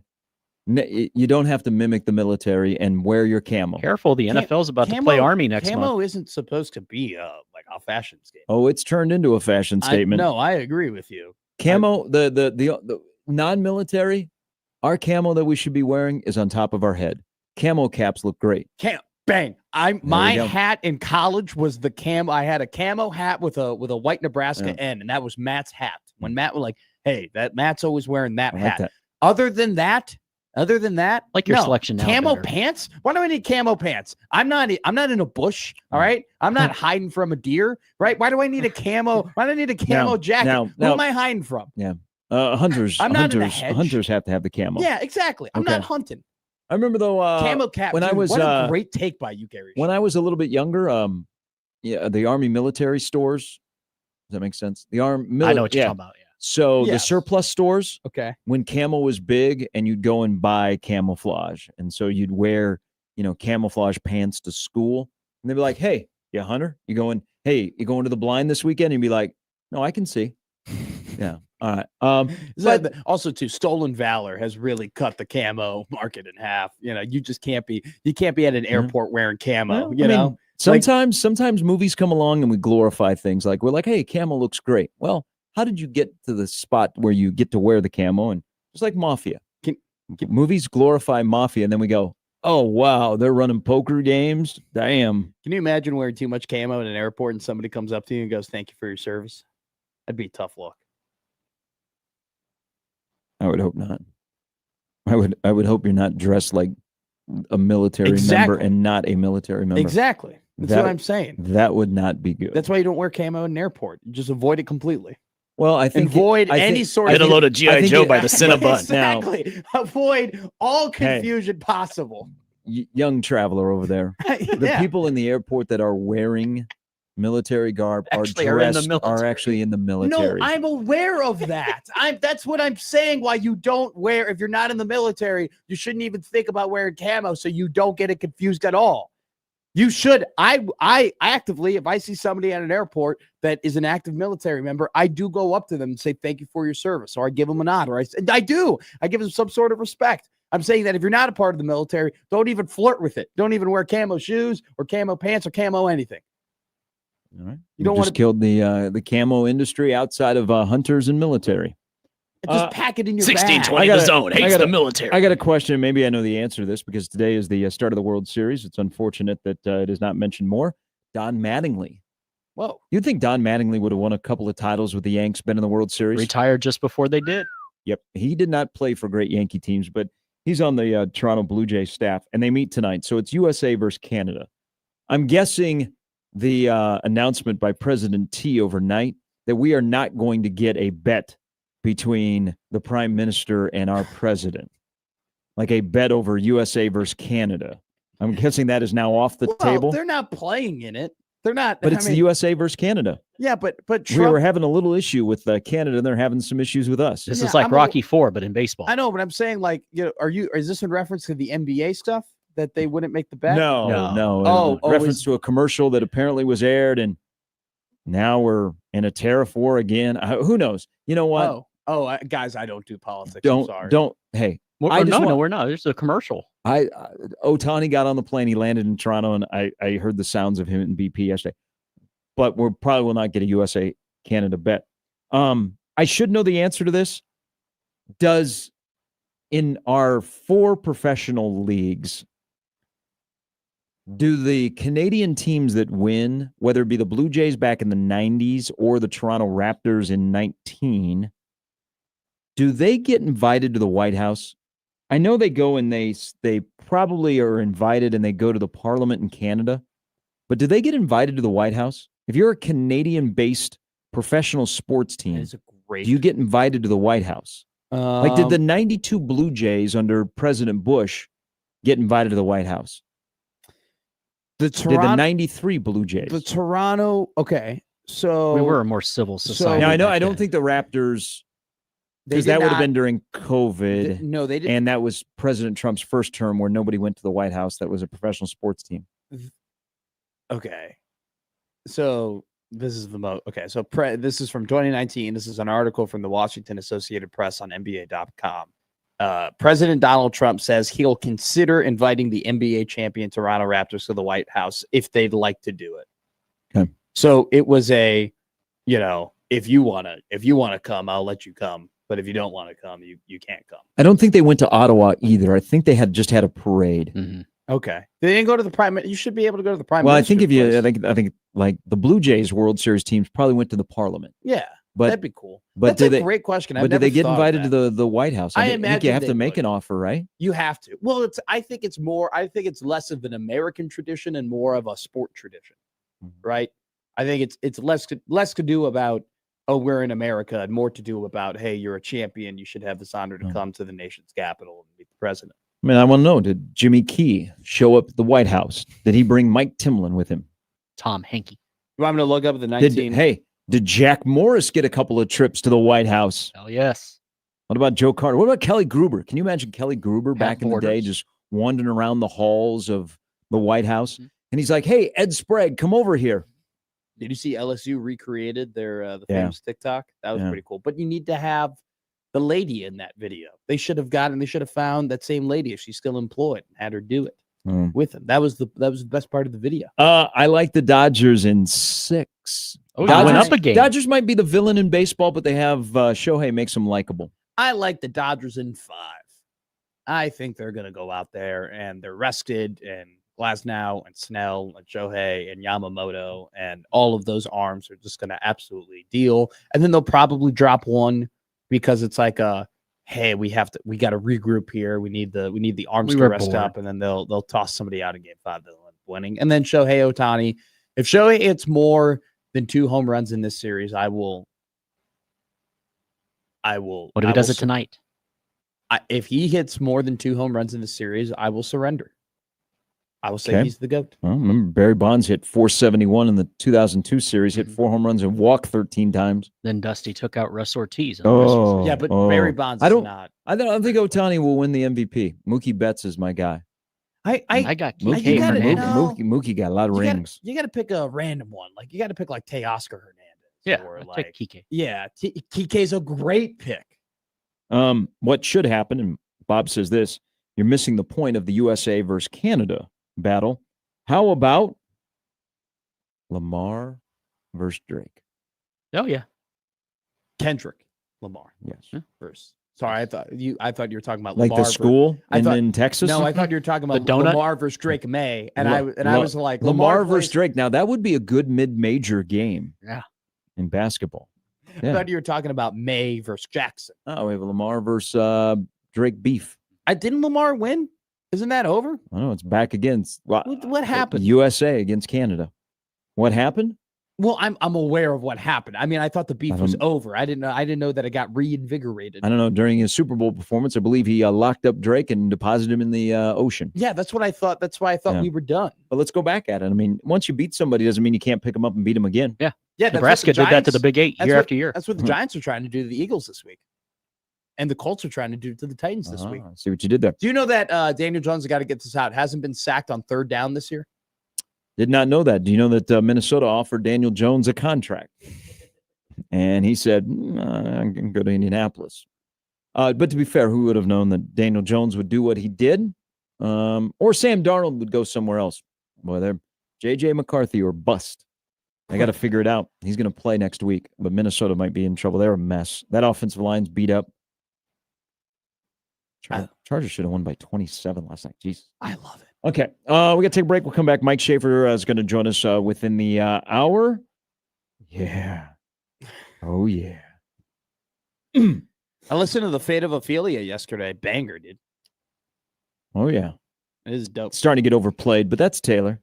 Yeah. Well, Yeah. everything she makes gets Chiefs overplayed. haven't lost since her new album drop.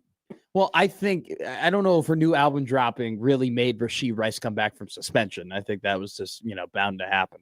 Which, by the way, if he's getting guarded by Mikey Samra this week, take all of the Rashee Rice overs, every single one of them. All right, Scary and Matt with Jimmy on a Football Friday Fiesta on 1620 The Zone.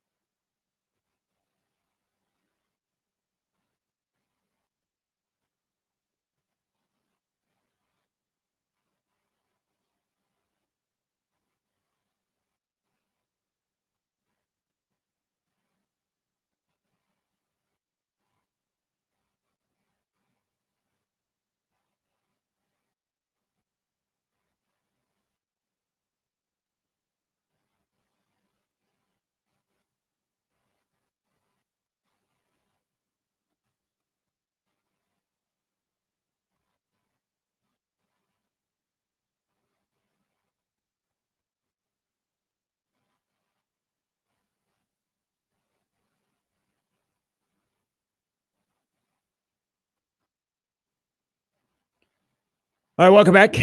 Last football game in the month of October. That's okay because Halloween will be here next Friday, but you would never know it because Christmas-themed commercials are already airing on radio stations and television. Not. Yes, they There's are. already a couple of aired this morning here in studio. Not on this radio station.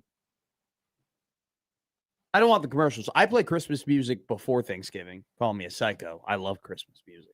But the commercials are too much. We're not even at Halloween yet, guys. Well, that's true. But if you've Halloween candy was in the grocery store shortly after Valentine's Day. See, but I was just Go buying the next candy. Saturday morning, 75% off. It's been terrible for my health that I bought those candy corn because they're just sitting on our table, and I literally just go by it in the morning. And I Because get a they're handful. ass. They're great. They're awesome. Candy corn's good. I feel like Your there- worst take. I feel like there are a great number of people who actually don't like candy corn. And then I think there are a lot of people who haven't had candy corn, but they hear people don't like candy corn, so they hop on the bandwagon. Did of you not just liking compare it to the candy corn. NBA? No, I compared it to Nickelback because I think Nickelback's the same way. Okay. There are a lot of people who say that Okay. Nickelback is terrible. I don't think those people are actually well informed of the great music that Nickelback has made. Okay. Make that a year-round candy, I guess. I mean, there is a meme for this discussion. We'll put it on pause and talk to Mike Schaefer from Husker 24/7. Good morning. Good morning, guys. I want to apologize for being late, and then I want to apologize for the Minnesota Vikings. So probably in that order. Don't apologize for the Vikings. I mean, some of us here on this show are happy to see it. Yeah, I would imagine you are. It's going to be exciting for you to only be the third worst team in the NFC North. Mike, you can hurl it as an insult, but no truer words have ever been more true. I mean, have ever been spoken. It is. Do you know how nice it is to not be in the cellar? It's so nice. It's so being third is great for me. I like being third. Look, I'm just saying there's plenty of season left, and the Bears could totally about face because at the end of the day, they're still the Bears. So it's a great scheme. I wish you a season of mediocre happiness. I really do. You know what? I love rivalries. If they went 9-8, Pettiness. you think these are insults? You're just so right. If they went 9-8, I'd be happy. I'd be, oh my God, we won more games than we lost. That doesn't happen. 9-8 is a reason to be happy. I mean, if they're still running a high school offense and they go 9-8, that's pretty okay. great. All right, that's where I'll draw the line. All right, that's not a high school offense. That's a legitimate offense. The only offense that has scored 21 points in every single game this season. Something your team has failed to do multiple times. 6 points on Thursday Night Football, 10 points on Thursday Night Football. 2 times, Mike Schaefer, with 2 different quarterbacks, might I add. Yeah, well, they're an exciting bunch over there in Minnesota. Hey, what is they it? Might have to borrow Drake Lindsay to complete a pass next week. Well, they do have a Minnesota quarterback on their roster, who, by the way, was at the game just throwing passes on the sidelines Friday night. Max Brosmer. That's funny. Yeah, he was just hanging out. He's a good-looking guy. Really? Yeah, he looks like a good-looking backup quarterback. Are you guys planning to sign Tanner Morgan anytime soon? Maybe. And they might see if they can get Ethan Kaliakmanis next year with one of their 14 7th-round picks that Quasi has acquired. So, that's up there. They're just going to hoard a bunch of mediocre quarterbacks. They're really just leaning into being the Minnesota Vikings after having a couple-year stretch where it looked like they had someone that could throw the ball. I'm sorry, this is not Skull North. We will not continue this discussion. But as a new homeowner here in Omaha, and so a week from today is trick-or-treating, and I'm sure HUD will get out and about. What is a candy no one can convince you is good? Oh, great question. I used to be I don't want Almond Joys because I'm not an almond person, but I have been talked into like Mounds are at least acceptable. So my hatred of Almond Joys has gone down pretty substantially. I feel like at this point, and this is almost a pretty non-Mike Schaefer take, I don't know that there's a lot of candy that I just would completely turn my nose up to. Like, I'm not a Skittles person. I will happily trade Skittles for M&Ms or Starbursts or something else every day of the week. Like that's probably like one of those candies I'd have no interest in having. But Hudson went through a trunk or treat the other day and he ended up with cow tails. Oh, and yes. Shelby and I can't remember what cow tails are. So I do have a curiosity whenever I decide to raid the the child's candy dish or whatever. Not that he's allowed to have much of it, but so it goes. All right, that's a little old school. It's a little soft caramel stick. It's got cream in it. Oh, hell yeah. Yeah. So the cowtails, or as this pops up, that awful taffy that is wrapped in the black and orange wrappers. Oh, the wax paper taffy? Yes. I love Isn't there like a version, like, isn't the orange one more, the black one's the one that's terrible? Yes. Right? Yeah. Like they're neither of them are good. Neither of them you're going to like be excited about, but at least the one in orange, I think, is a little better. The one in black is just atrocious. Yeah. Baby Ruth would be the answer to that question for me. Really? You can, completely out on Baby Ruth. Just completely. I just feel like there are so many other candy bars that do what Baby Ruth does better. You know what I'm saying? I'll give you a relative hot take. As far as candy bars go, never am excited about a Three Musketeers. Okay. Do I pass it up? No, I'm a fat person, but I am never ever excited about a Three Musketeers. But I think that's a bad take. At least Three Musketeers is a little bit different. Like, it's not copying a Milky Way, where a Baby Ruth is basically just trying to be like a different type of Snicker. Yeah, but I like Snickers, so I can accept like the low end version of the great value Snickers, if you would. I'm okay with that. Okay, so one final thing here before we land the plane and talk some football. But candy and football go together. So do you have a different opinion of a candy that goes like in a mix-in at the ice cream store compared to having it separate?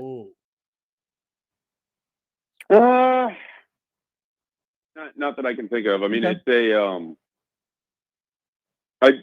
basically M&Ms are my favorite mixed in with ice cream, so I'm pretty good with those plain. Great take. Or without ice cream as well. Here's another thing that people aren't going to like about me. I'm not an ice cream person, so like the only time I really ever want it is a Blizzard, and then it's pretty much just like the random DQ s'mores Blizzard or brownie batter Blizzard, or so I'm just not much of an ice cream guy. Okay, let's Nebraska melted on Friday night. It was a little bit of a rocky road. Now they get to take on Northwestern. We've talked a lot about last week. I mean, you've been everywhere, and you and Michael broke it down really, really well on the Sunday side session. So kudos to both of you. I thoroughly enjoyed it. So let's jump right into the game tomorrow. If this game goes down to the wire, give me your comfort level of Nebraska being able to find a way to win a game that goes down to the wire. I'm surprised you didn't work in a little. Nebraska defense was a bit too vanilla. Nice. Well done. That was right there for you and John Butler each. Yeah, it was too much of a low-hanging fruit. Like, it would have been a strawberry in the ice cream. Yeah, it would have been too much of a sherbet to give you that type of a question there. Let's see what you guys are doing now. So I think, and maybe I'm a moron, and you can go ahead and clip that for whatever use you need it for, but be a drop. Great drop. I think Nebraska football can bounce back from that game against Minnesota. Like, I don't think that's the sort of performance that you should expect to see on Saturday against Northwestern. I don't think just because it looked bad against Minnesota on the road, on the back half of a 2-week trip, and on a short week against a team that they just don't play well for whatever reason. I don't think it has to look like that against Northwestern. I don't think it has to look like that against USC or Penn State or UCLA or whoever else. I am willing to believe, until proven otherwise, that Nebraska had a just horrible, no good, very bad night. So because of that, even if it's tight against Northwestern, I still think they can draw back on what happened against Cincinnati, what happened against Michigan State, what happened against Maryland, even what happened against Michigan, in which they didn't go away in that game. There's one game out of 7 where this team stopped fighting. And I don't believe that version is the one that is above everything else. So until they're doing that again, I am willing to believe that Nebraska can show up on Saturday. They can eke out a win if they have to, or potentially go out there and just simply beat Northwestern, which is what I think happened on Saturday. So I have a question for you, Mike. And I don't know. I hope nobody that, because I'm kind of referencing some people here when I ask this question. I hope these people don't get offended. But like, Is this one of these games against Minnesota? Do you kind of look at it as like, this is what happens to good teams sometimes? Like sometimes good teams, they get on a run, they get really high, and they're not great teams, but they're good teams. And, maybe they're a little bit over their skis and they're overconfident, and then they just drop a really, really bad one. And then they come out the next game and then they respond. Do you think that's just kind of something that's par for the course that maybe we're not used to watching Nebraska football over the last couple of years because they haven't had good teams as of late? I mean, the only qualm that I have with that is the word good, because I'm just not willing to say Nebraska's good yet. Okay. I don't know that they completely earned that, but I think they are, like every other team, capable of just having a game that's just off. Sure. And that's kind of what Friday was. And they're not good enough that they can just overcome it when it goes poorly like that. They don't have enough erasers on defense that someone can just step up and make a play and flip that game back on its head. So because of that, they're just kind of this team that if the game flow and the game script gets away from them too much, you're going to get Friday. But I don't think that it has to be like that every time out, and I don't think that it will be. And so to me, it was kind of the worst case scenario in all effects. And I think some people were taken back by it because they expected Nebraska to be beyond this, but they just aren't yet. Yeah. And maybe they won't be, but it doesn't mean that they have to be that version of themselves going forward either. And we saw last year, they got absolutely their teeth kicked in by a great Indiana team and turned around and took Ohio State to the brink. So there's no reason to believe that they can't figure it out and turn around and play good football. They lost to UCLA at home last year, and then they played down to the wire against USC on the road. Like this is a team that has shown you schizophrenic week to week, different performances each week in the past. I don't think there's a reason to believe that they've just switched and they're going to be consistently bad, or that they were going to be consistently good. They're still very much an 8-4 team. This is what those teams kind of look like. Yeah. So people will focus on offensive line, defensive line tomorrow. So let's focus on the offensive line. Jordan Seaton is not walking from Boulder into Nebraska's tackle room tomorrow. They're not able to acquire somebody, but they have to fix some of the issues in terms of protection. What do you think in the middle of a season with what they have at their disposal? And remember, we don't know the length of Spindler playing tomorrow. He's built differently, so he's going to give it a go, but we don't know how long he can go. That's a pain tolerance thing, or if he'll go at all. So in the meantime, what do you think are issues with protection that can be fixed immediately that you can at least put a Band-Aid on this for a couple of weeks? This is what drives me nuts about the offensive line conversation. Is that it doesn't have to be to go get somebody else. It doesn't even have to be to go play somebody else on your roster. Let's start with communicating better. Let's start with knowing what our protection plan is. Let's start with knowing where the pressure is either potentially coming from or what our idea is if it's coming from somewhere else. Let's start with our running back and our tackle not stepping into the same gap and leaving a free rush. Let's start with all of these things. And here's what I don't understand. How is this still an issue for Nebraska? And why is it still an issue? I mean, this is multiple years. And it's been more noticeable under Dylan Raiola than it was with Harburg and Jeff Sims, because that offense was just whatever it was. But whether they've had, and I saw them up in Minnesota before the game, whether they've had a veteran like Bryce Benhart who started a bunch of games, or whether you've got Gunnar Gatula at his second game at right tackle or third game at right tackle over there, they, for whatever reason, have such difficulty identifying where pressure comes from. And I'm putting that on Raiola, I'm putting that on Donovan Raiola, and I'm putting that on Justin Evans. Those three are in charge of figuring out what the protection plan is for the game plan that you have going forward. And their job is to communicate it to everybody else. And from talking to people that are been involved in college football with the offensive line and coaching it and everything else, Nebraska's protection calls last night, or not last night, but on Friday, last week, they were calling them out. Minnesota knew what they were.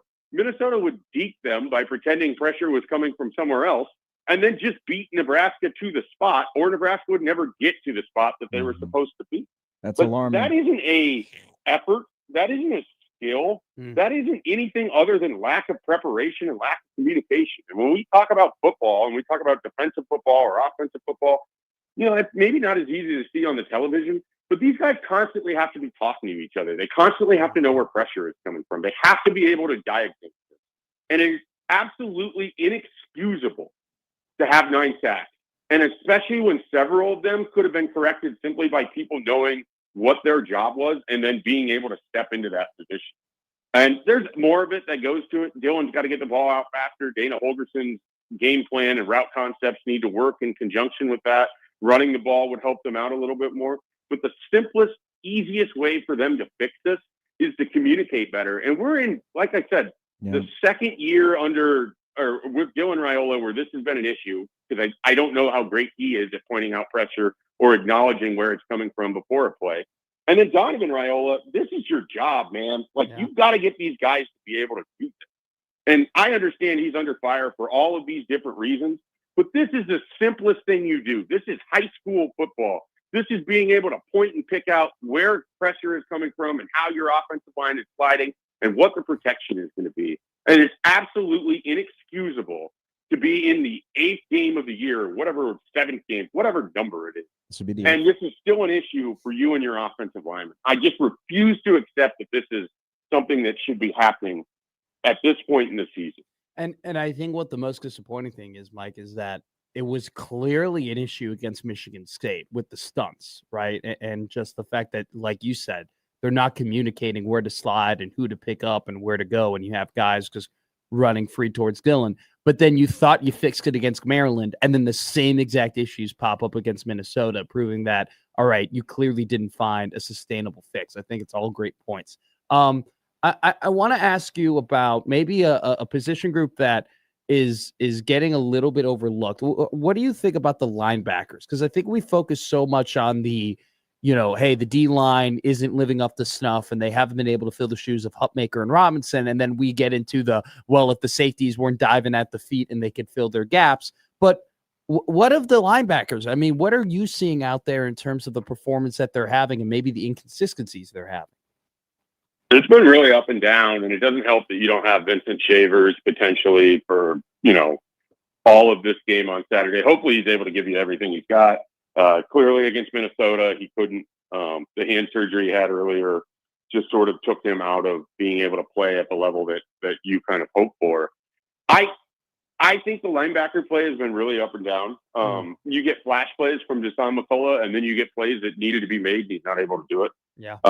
Marquise Watson-Trent is, for me personally, one of the more disappointing kind of transfer portal additions for Nebraska this season. It's not that he isn't trying hard. It just hasn't connected for him. He doesn't quite look like he fits in this defense. He doesn't quite move how you need him to move.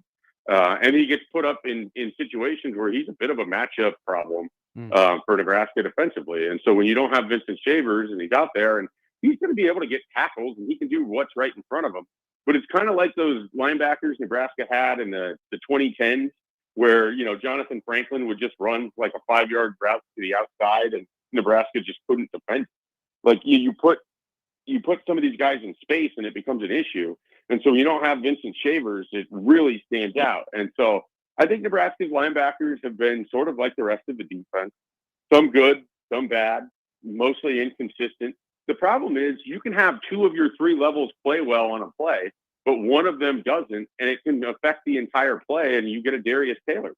So they've just got to be able to try to find some consistency there, and it's going to be tough. Like these teams that you're about to play, with the exception of USC, are largely just going to, and I guess UCLA is a little bit different now too, but are largely going to give you an offense where it's, hey, this is a play, you defend it. We'll run it again here. We'll run it again 9 straight times until you prove that you can defend it. Nebraska's really struggled with simple. They struggled with being simple on offense, and they struggled with defending simple on defense. And some of that just comes from inconsistency at the middle of your defense. You just described a long history of Nebraska football. Did it surprise you that Rex Guthrie got a black shirt? He's played a lot. I mean, he certainly earned it from a playing time perspective. I mean, then we can get into the whole conversation about how many black shirts there should be, who deserved it, yada, yada, yada. I think they love him They- and what he can be long term. They do I love think he him. is a very, very good athlete. I think Mhm. he's just kind of riding that roller coaster of your first time playing, where everything can be good, and then everything can be bad, and then everything can be good. And he's just got to continue to learn and adjust, and the run fits to hopefully get better over time for him, and everything else. But they clearly see him as a guy who's in their long term plan. There's no question about it. Yeah, and you will. So he's gone 5 straight games where he's played 30 or more snaps.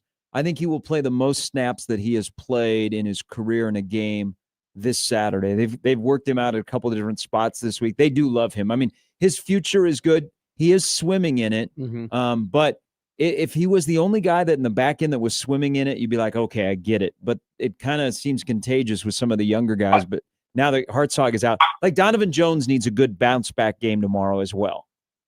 Right. And I do think, to your point, I mean, he's swimming in it, but I'd rather have a guy that's a redshirt freshman swimming in it than, a veteran defensive back that just all of a sudden can't fill run fits anymore in 2025, which is what Nebraska has on their roster. So I would much rather live and die on a young player who's going through it than a veteran where your expectation is they should know what they're doing and they're still not in the right spot half the time. Gary and I, we had a great convo to begin the morning, and I talked about and funny enough, proof of concept, right? Somebody told me that this is the proof of concept here, and it's somebody who hosts on 1620 Zone, like Josh Peterson, who coined that term, right? And Josh and I had a great convo in the offseason, and I was thinking about, proof of concept. What is the concept? I told Gary what my concept of what Nebraska football under Matt Rule is. What are the things that Rule does that we were hoping leads to success in year 3? I just want to hear it from you. What do you think is the concept of Nebraska football? And is that concept that leads to wins coming to fruition in your eyes? Well, I can tell you what I think it has been in previous stops under Matt Rule, but I don't know that we have a great idea of what it is under Matt Rule 2 years and 7 games into his tenure at Nebraska. So I guess which do you want? What the proof of concept of what they have been, or what he has been in his career? Let's do what he has been in his career, and then if you could quickly say like how far off you think he is from it now. Yeah. I mean, everywhere he's been, they've had tremendous defensive lines, and they've been physically tough up front on both sides of the ball. So that stands out to me as things that just haven't translated yet at Nebraska for whatever reason. And I don't know if it's coaching. I don't know if it's player acquisition. I'm not smart enough to be able to tell you why that hasn't quite been. Now, you've had moments where you have Nash and you have Ty Robinson and MJ Sherman and Jamari Butler, and you're going into Ohio Stadium last year, and you're at the Horseshoe, and you're able to match up against the best team in the country with your defensive line. That's Matt Rule football. Like, that is what I expected from Matt Rule, and we haven't seen that enough.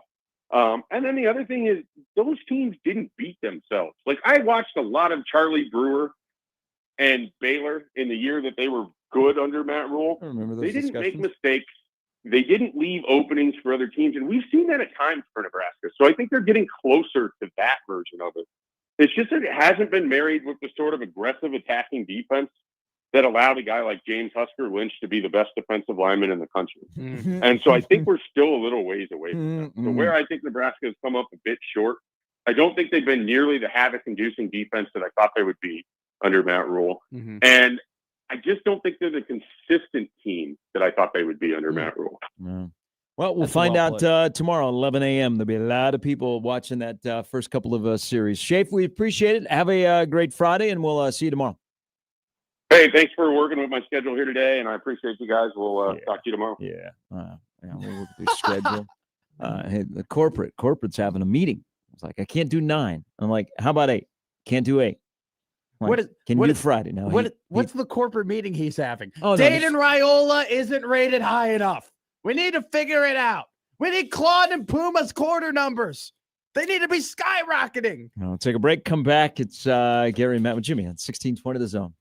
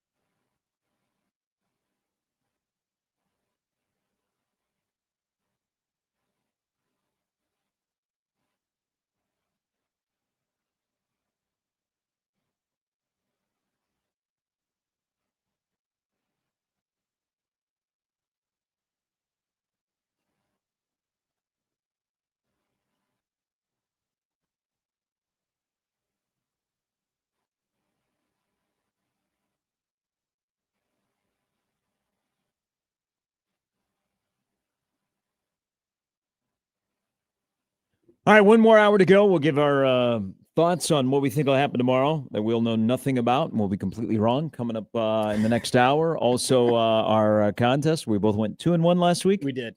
All right. You ready to bow out? No. Okay. You sure? I'm sure. I'm giving you an opportunity to get out. Why would I ever back down? Am I the type of human? You've known me for a while now. Am I the type of human to back down? No. Even when I probably should. No, that's true. That's true. Sometimes, you gotta get burned first. I get burned a lot.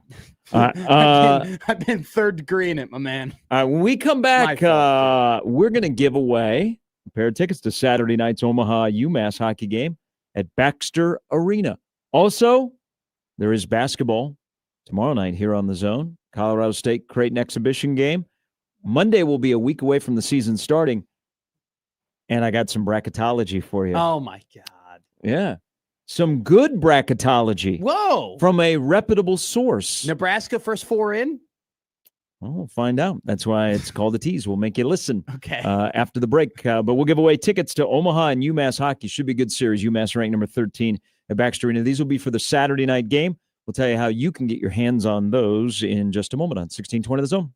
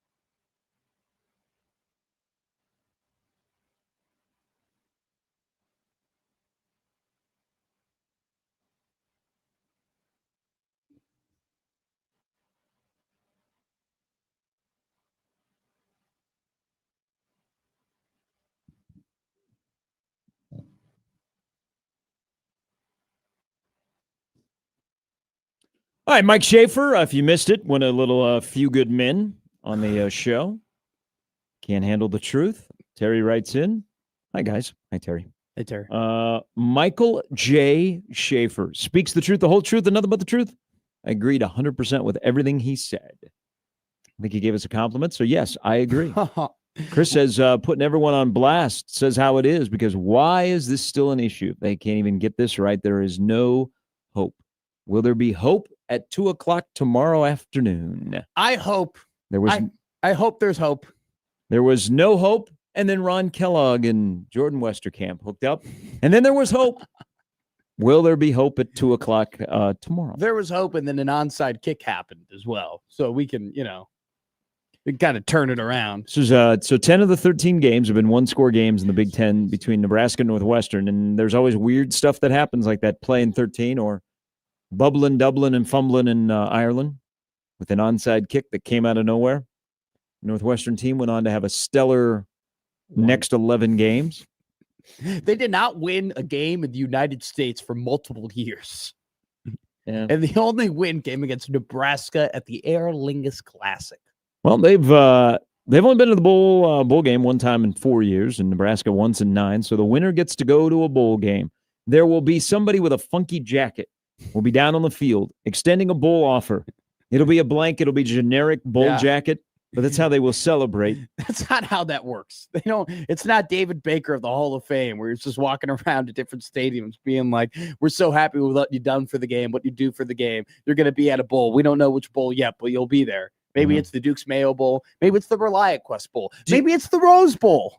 Do you think that Dylan Raiola, which we're going to find out if Nebraska has a star under center beginning tomorrow and for the last 5 games, because to get to where they want to go, they got to have a star under center. They got to have a consistent guy that makes plays. He can make plays, but then there are times he can't make plays. And I would like to see an elevation other than a helping. That's a really good description of him. Sometimes he make them, sometimes he doesn't. Sometimes really Nebraska good, sometimes football. maybe. It's just very inconsistent. Instead of going, hey, I'll take the blame here. Well, what is the fix? Let's look for solutions. Do you think that if Nebraska wins tomorrow, that Dylan will do what he did against Wisconsin and do the bowling move? No. You don't think so? No. Is bowl eligible not big around here? Matt Rule said it last year. He goes, "I hope we never storm the field for 6-6 again." Well, they would be storming the field to be 6-2, so it'd be a little bit different. Okay, that was different. To be 6, they were 6-5 when they did it. So I hope we never storm the field for 6 wins again. That was a fun day against Wisconsin. Easier way to get out of the stadium. I just had tension convention. Place will be juiced. Shave was talking about communication. I think it will be better because they're playing at home. They went through this crap again in Minneapolis of not being able to hear. Okay, it was not like it was overwhelming. Sure. It was loud. It was fun in there. It was, vulgar. And there was a guy selling hockey sweaters on the concourse. Oh, nice. Yeah. Like pick one autograph. Up? No. He had he was like having an autograph auction, like of items that were autographed. He had them like hanging up. I'm with you, Matt. I might have bought one. They had some very interesting vendors inside of the stadium. I would have picked one up. I think communication part, Nebraska should be better with that at home. But does that mean somebody's going to do their job? All right, it should be allowed this weekend over at Baxter Arena. Omaha Hockey, which plays 1 week, then takes a week off, and then goes somewhere else. You only have, after this weekend, I got to have some speaks with Gabs, man, about who's scheduling. Bring back Sam to do scheduling, because there's only 2 more home series before Christmas. Really? Yeah. That's terrible. Now, this schedule's difficult. This is a ranked team this weekend for the Mavs. And then they have the next 4 series against ranked teams, but that is life in the NCHC. But they get number 13 UMass. They split long time ago, many weekends ago. Omaha Hockey began their season, and they took the weekend off last weekend. So they get UMass. We're going to give you tickets to go see the Mavs and the Minutemen tomorrow night. Not tonight. These are for Saturday night, so it actually works out well. You can go to Lincoln. I mean, this is straight up the Mavsker. Yeah. Okay, you can go to Lincoln, watch Nebraska play, drive back home, work your way through the traffic. All right, traffic hasn't been horrendous this year. And get back and be able to get to Baxter for the game tomorrow night. So this is for the Mavskers out there. We'll take let's take the first correct caller. Okay. Because this will show if you know Puck or not. 402-951-1620. The building in which Maverick Athletics plays in, beautiful building. Love it. Last time I was in there, loved it even more. Whoa. Have you not been in there since the Oral Roberts game?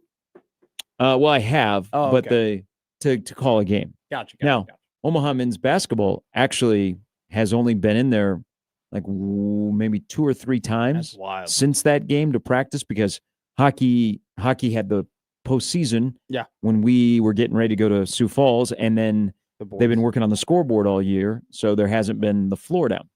But that building just had a birthday. That building, a Trev Albert's creation, just turned 10 years old. It's been named Baxter Arena from day one. Mickey and his group at Baxter, fantastic. Yeah. So as they celebrate the next 10 years, and they will have a new tenant, okay? The friggin' curling, which knocked us out of the building for a month, and I got to go to every single city in America. We don't have curling, but there is a brand new tenant of Baxter Arena. It is not some gospel concert. It is not JoJo Siwa. It is not the Globetrotters. Well, those are all viable options. Love B, Nebraska. That is their new home. Really? Is Baxter Arena. Wow. Yeah. So Love B, Lexi Rodriguez. That's big. Coach Booth, Jordan Larson. They'll be hanging out at Baxter Arena. They'll be in my neighborhood. Yes. So that's a new tenant of Baxter Arena. But the main tenant is hockey and men's basketball and women's basketball and volleyball. So it celebrated its 10th birthday. The first event in there, as it should be, hockey. Who did Omaha play in the first ever hockey game at Baxter Arena? Great question. Now, I will tell you that Omaha won the game, but who was the opponent? The first Omaha hockey game at Baxter Arena 10 years ago. How did that game go? I know you're there, probably. They won 4-2. 402-951-1620. It was really, really cool. But I still miss the Civic Auditorium for Omaha hockey. Oh, sure. I thought that was the Civic Auditorium was many things. Mm-hmm. The Civic Auditorium for hockey is unbelievable. So smaller venue, I take it? What did it seat? It might be similar to Baxter Arena. Now, Baxter Arena is much nicer. I mean, fat people don't get their legs squeezed sitting in the seats at Baxter like you did at Civic. And you also don't get the smells of Civic Auditorium. Like, hey, wasn't the circus here? And someone goes, yeah, about 3 years ago. Well, I can still smell it. I miss Civic Auditorium for hockey was great. You miss great. No, even when it was full for Creighton basketball, it was great. When it was full for the Metro tournament, great. But for hockey, it was different, man. The money in the milk jugs. That was a tough environment. People banging on the glass. Derek Reynolds scowling at everybody. We're ready to have a winner. All right. Everybody knows that hockey arenas are a little bit better with just the slightest bit of crap. When it's just a little bit crappier, it's just a little, like, I always loved the rinks where you went and you played, Gare, and you get onto the ice and you can't see anything. You know, like it's all foggy, like it's too cold. And it took a bunch of people skating around and the heat like radiating off of you to like clear up so you could actually see the puck. Those are my favorite rinks. People are saying that North Dakota has gotten soft now that they're in the new Ralph. The old Ralph, that was dicey. Your feet stuck to the floor. Yeah, you're right. You're better in hockey barns. Like that's the success of the Lincoln Stars. Like you walk into the ice box, your feet stick to the floor by so much silly string and beer that has been left on the floor in that building. You ever heard the name Steve Jensen?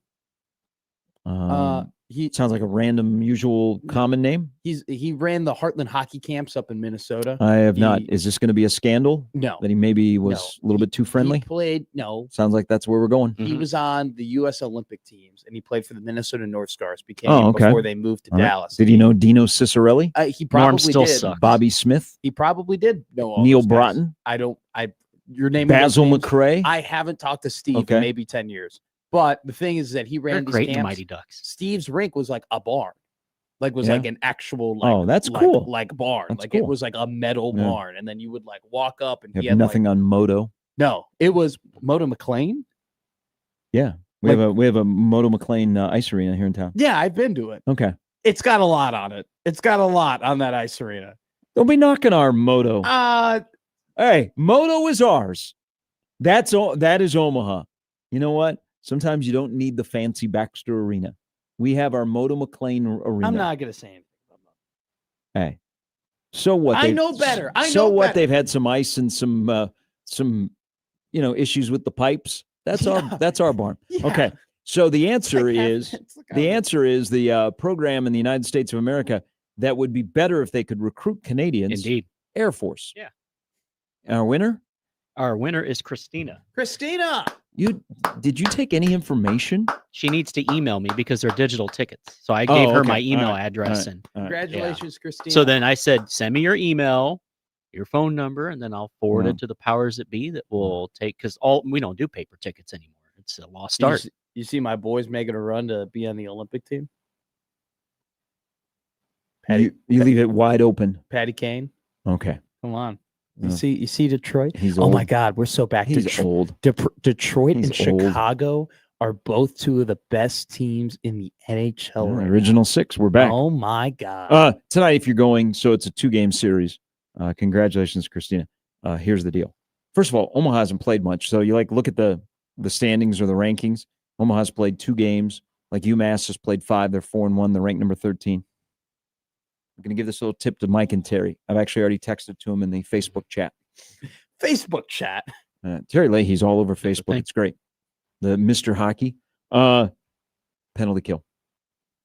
Struggled against Mankato. Yeah. UMass has had at least one penalty or one power play goal in the last 4 games. So be aware of that as you go. And if you don't know much about hockey, just turn to your neighbor and go, hey, I think the penalty kill is going to be big for Omaha this weekend if they're going to get out of here with a couple of victories. Hey, should I do that with you? Should before a Mav game, I should text you and be like, hey, Gare, here are my keys to the game.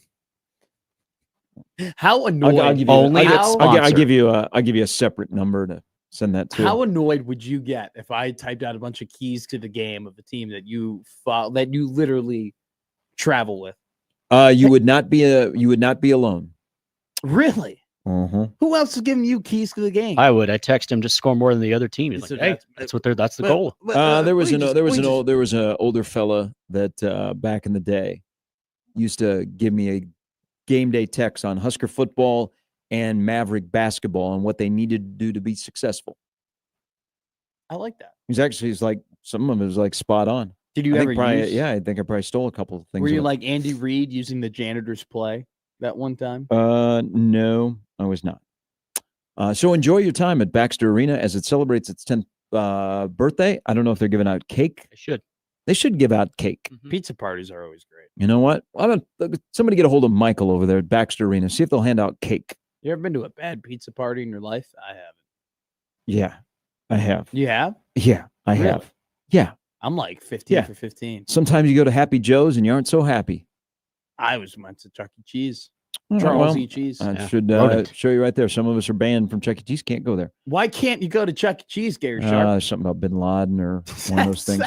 It was a different time. It was a different time. That is such a curveball. Well, it was kind of like it was a carryover Showbiz Pizza place into a Chuck E. Cheese. Yeah. All right. Because basketball begins a week from Monday, and we're required on this radio station to talk about basketball. Oh, I guess, yeah.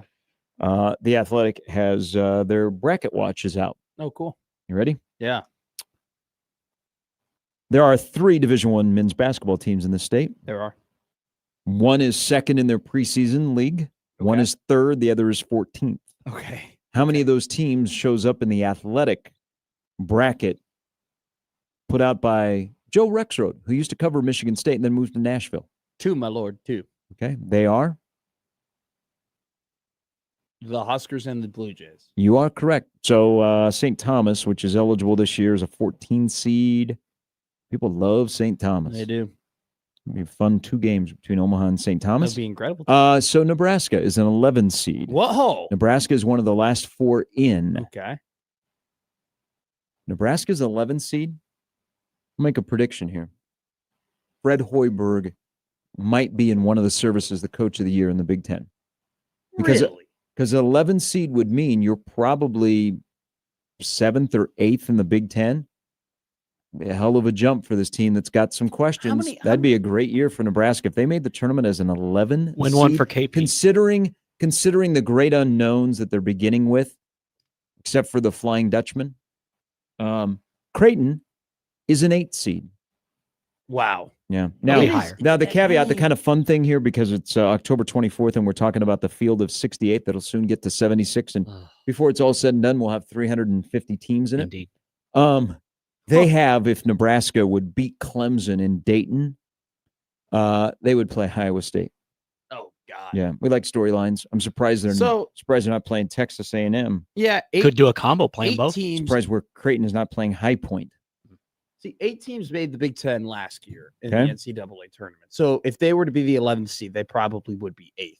That'd be a big jump. That would be. That'd Well, be, I mean, you'd be cooking with some peanut oil with Fred Hoiberg. they went from. He'd be wearing his velour sweatsuit all the time. Then. They would go. That was a great sweatsuit he was wearing yesterday, by the way. The He looks good in a Jamaica. sweatsuit. There's You some, need that. You could pull I it mean, off. what does Fred not look good in? You know, I think Fred is he's in shape. You know, suit? when you're just he looks fine in a suit. Okay, suit and tie. no, he looks fine. Back when coaches used to. Thank you, Art. Jimmy. We should. Pat I Riley? absolutely can't stand how all the coaches now are in slacks and in quarter zips. All right, bring back the days when men would dress like men in suits and coaching They'd suits. go to and games sweat and through suits. Yeah, and Top hat. sweat through your very expensive suit that is given to you by a local retailer. Hello, Jerry Ryan. Yes. Yeah. Yeah, Hell that of a was that was college Yeah. basketball. That I was like those college guys over there. sports. Some of those quarter zips, though, they're nifty. Oh, I like it. It's cash. You know what? I feel comfortable. I think I broadcast better in the quarter zip and slack and Well, I don't think golf pants. Yeah. I don't. That's what I've started wearing. I'm a golf pant guy. I don't think you need to wear a suit when you. Are you saying that broadcast. the broadcaster is not of significance? I'm saying You don't think that John Bishop or Gary Sharp or Kyle Crooks don't think that they impact the game? You Do don't you impact- not think Say, Bishop should that, wear a Cubs that shirt. if Nebraska doesn't show up on a Friday night in t-shirt. Minnesota, it's because of the play-by-play guy? Do you think he was not physical enough with his color analyst? Can I be honest Do you with you? think that he was a little bit sloppy on his calls, that not everybody heard his calls? So all of a sudden he's doing a play-by-play call and his analyst and his spotter, they're on different pages. And all of a sudden people are complaining. And you know what? The leader of the network is not there to protect them. Garrett, Okay. you could broadcast a Maverick game in a Hawaiian shirt. People would be like, "Look at Gary. Might Gary be onto looks good." something. I don't think so. I don't think Might so. look out of place in February. I thought you were about to look good, broadcast good. Yeah. That's what they tell you when you go to Brown School of Broadcasting. Brown School of Broadcasting. Yeah, but Minnesota. I've never heard of Brown. Some of the greatest broadcasters have come from that school. That's what they're saying. Like, Or at least that's what their website says. is that like Full Sail University? Close. All right, we got to take a break before this nonsense continues any longer. Well, you wanted to talk about basketball. I do want to talk about basketball. I'm trying to get you in the mood. You're gonna be wheeling and dealing tomorrow night. And we're like, you know what? Let me tell you, if Colorado State would have thrown Is that your Matt McMaster? a Let me toot. No, tell no. ya. Let me tell you, Can you do a Matt McMaster real quick? Just make fun of me. watching that exhibition game, it was incredible. Incredible. I have not seen a basketball game that didn't matter since the last time I watched a basketball game that didn't matter. It was incredible. You mean the Crown Championship? Incredible. Happer and Josh are like, we can do that You during need the a little bit- crossover. you need a little bit more lisp if you're going to do a Yeah, I Matt don't think that's fair to you and not to me. Why is it not fair to you? Huh? Because I don't want to do it. You should I just think go into Hubie people Brown think I'm speak. making fun of you, and I'm not. That's just how you speak. Isn't that the show? It's incredible. The game was incredible. That's my Gary Sharp. I hope they play in the NCAA tournament. This is my Gary Sharp right here. Just stay in the box. Incredible. Incredible. Incredible. And then you get real Colorado close to the State. camera. Colorado Huge. State. Why don't they just hire their basketball coach to be the football coach as well? Hey, Ollie could do it. You know what? It'd be incredible if they played more than 40 minutes. Why is that? Do I use incredible too much? Is this your way of telling me that I need more adjectives? Brant Tarkenton hosted That's Incredible. Yeah, that's true. Tomatoa wins immunity. See, that's me. That's my audition to be the host of Survivor. Okay. Cochran. I will say one of your stupid reality shows that you watch. Yeah. Somehow I got stuck watching The Golden Bachelor the other night. Oh, I don't watch that. Have you watched Dancing with the Stars though? No. Riley and Scott got sent Why home. was I watching Golden? Hey, Oh, Topanga had Mr. Feeney last Because night. on Yeah. one TV I had Abbott Elementary and it went right into Golden Bachelor. They tried it. He's on to the final three. So he went to Denver, Austin. Oh, did they? He went to Chicago. They did the at-home visits. Yeah, they did. And so then he's down to two. And I really felt bad for the one lady because she was a widow. And Oh she my thought she God. had it with this guy. Like they had a connection. But I'm like, man, this would be tough to watch because he was just doing my home visit, meeting my family, my daughters, my son, And then he's making out with some other woman in Austin, Texas. Yeah, it would be very awkward. They're at the awkward We all part of the have. show where he's just kissing everybody, right? Jesus, it's like free use Golden Bachelor. She's scary. All right, I mean, you're we got not our wrong. predictions and more. You're not wrong. That's what it was. You're not wrong. Maybe why that show's so popular. Maybe why that lifestyle is so popular I mean, these maybe days. that guy's living the life. Hell yeah! I bet they're all pretty. They're very, very nice women. Yeah, I don't. bet they're all attractive. What do you think? Hey, I don't know. I don't watch The Golden Bachelor. I watch Dancing with the Stars, where they trotted out a 90-year-old Mr. Feeney, and I was like, why are they doing this? What do you think? They Bill have Daniels these, is They have 99? these dating shows and using somebody else who used to be on this radio station and how they did their ranking of the opposite sex. Do you think they would be third and long? Don't you think an average looking person dating show would do pretty good numbers? I'd kill it. I'd do great. See, you're coming around to my idea. No, but 1620 the date with Matt No, McMaster. we're not doing. Hey, we're 1620. working on with Major League Baseball this dating app.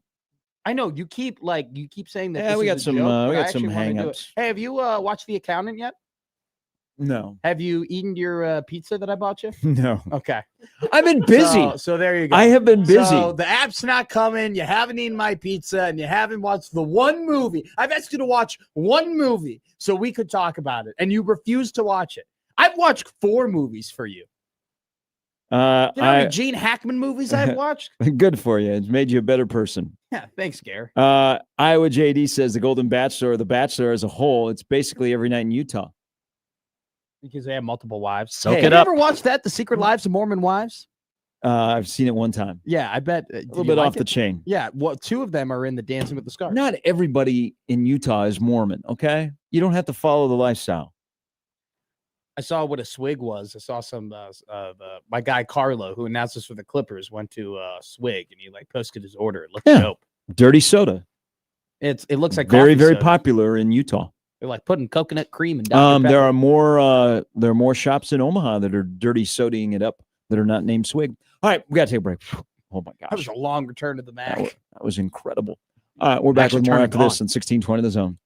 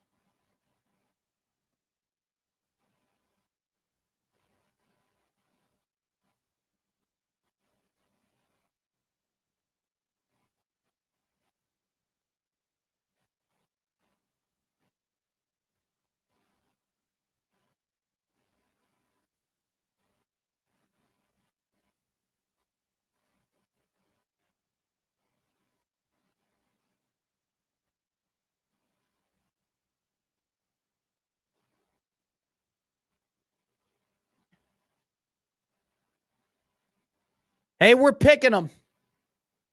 16-20 the zones, fourth quarter pick 'em. We're in the meat of it. I'm actually a little disappointed because I did my pick'ems before I did my proper research of the slate yesterday, and there were some picks that I made that You do research? Screw you. Why do you do research? You're know a ball that- knower. Do you know that Oklahoma has a -4 turnover margin this season? I just picked them to They've win. turned over the ball 9 times, and they've only caused 4 turnovers this year. Do you know that also Texas A&M hasn't won in LSU since 1994? These are research things I do. I did them after the fourth quarter pick 'em because then I would have made different picks. But week 7 of the fourth quarter pick 'em is officially open. Make your picks now to get a piece of the prize. You can play now at 1620thezone.com, and you can see how all of the hosts and the producers Am are I still doing winning? in the fourth quarter pick 'em. I can actually go to 1620thezone.com right now and see how the results are. I think you're doing well. All right, here is Andrew on the Yes. Prairie Flower Casino Zone Drew. hotline. Good morning, Andrew. Hey, what's up, boys? It's great to hear How from you doing? This is a rarity that you call in the last hour of the show. Well, I don't have to teach today, so Okay. it's a day off. All right, that's good. So Well deserved.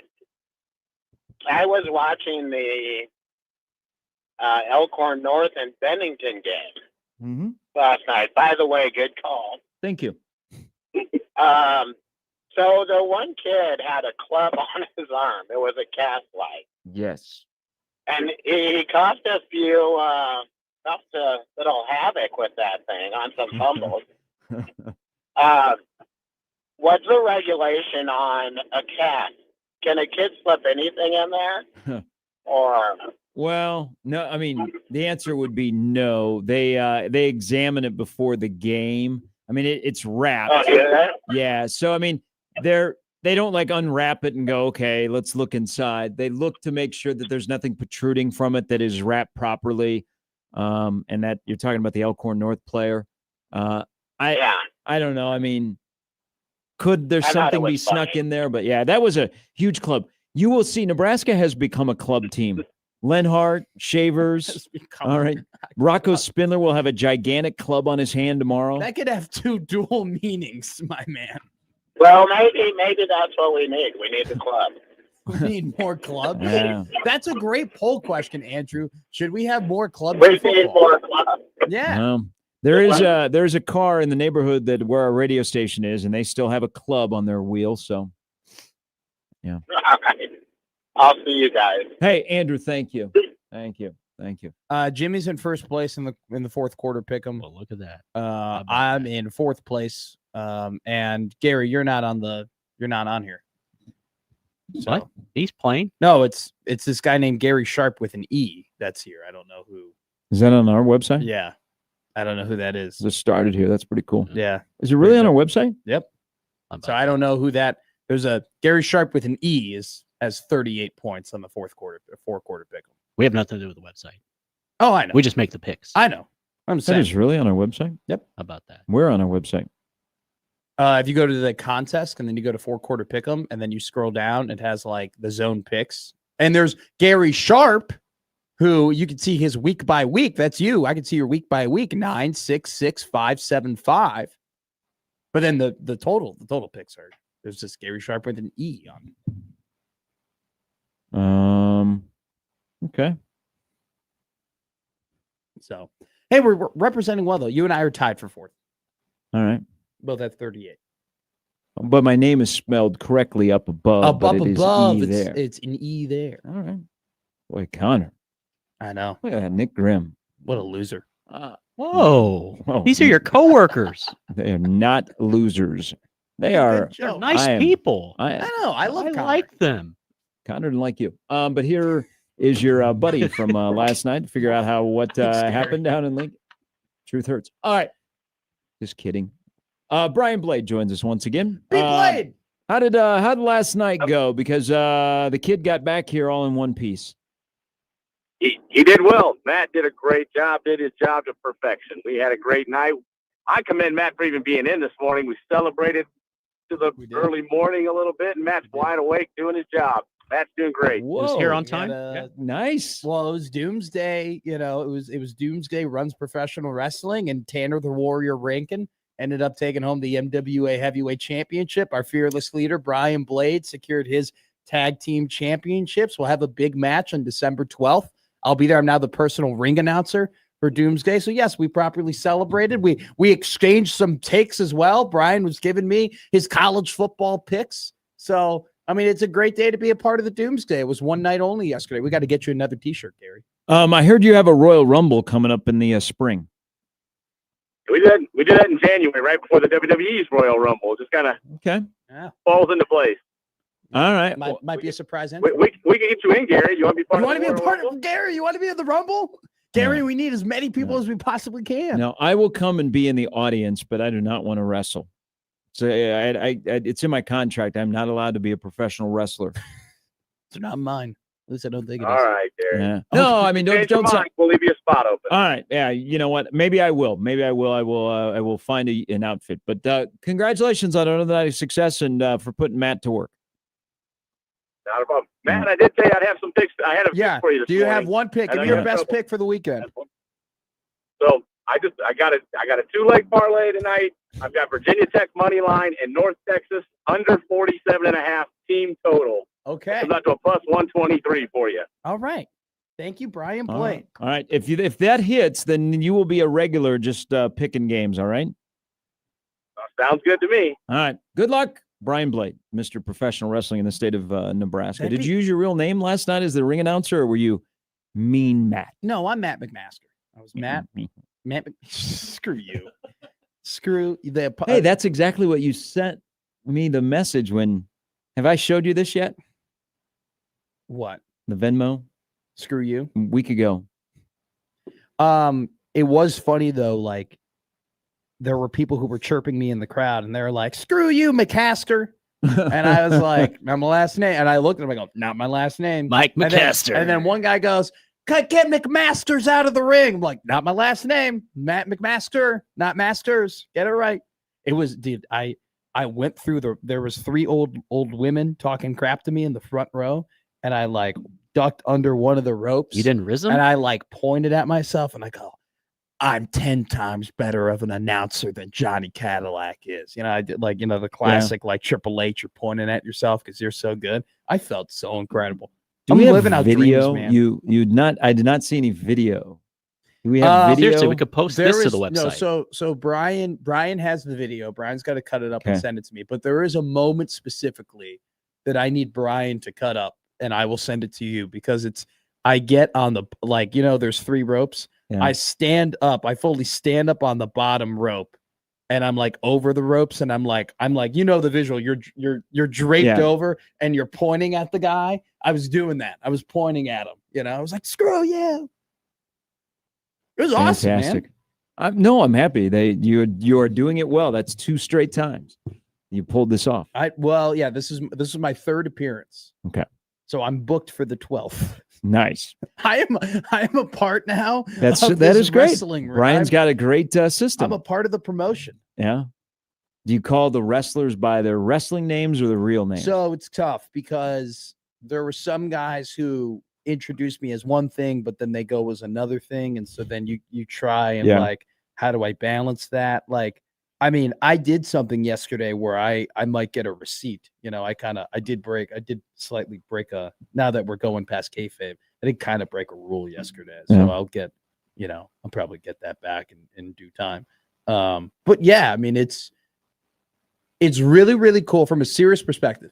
It's really, really cool being as big of a wrestling fan as I am and watching all these documentaries and watching and listening to all these podcasts about like the inner workings of wrestling and the unwritten rules of wrestling, and then actually being in an area where those things are practice, you know, where it's like, you don't bring, you know, food in the locker room, you don't do this, you don't do that, or like, you gotta, you know, there were wrestlers where I had their weights and they were like, hey, you got to make sure that my weight is correct, you know, or you got to make, or there was one guy, he was like, he had me say his name over and over again to make sure that I was pronouncing it correctly.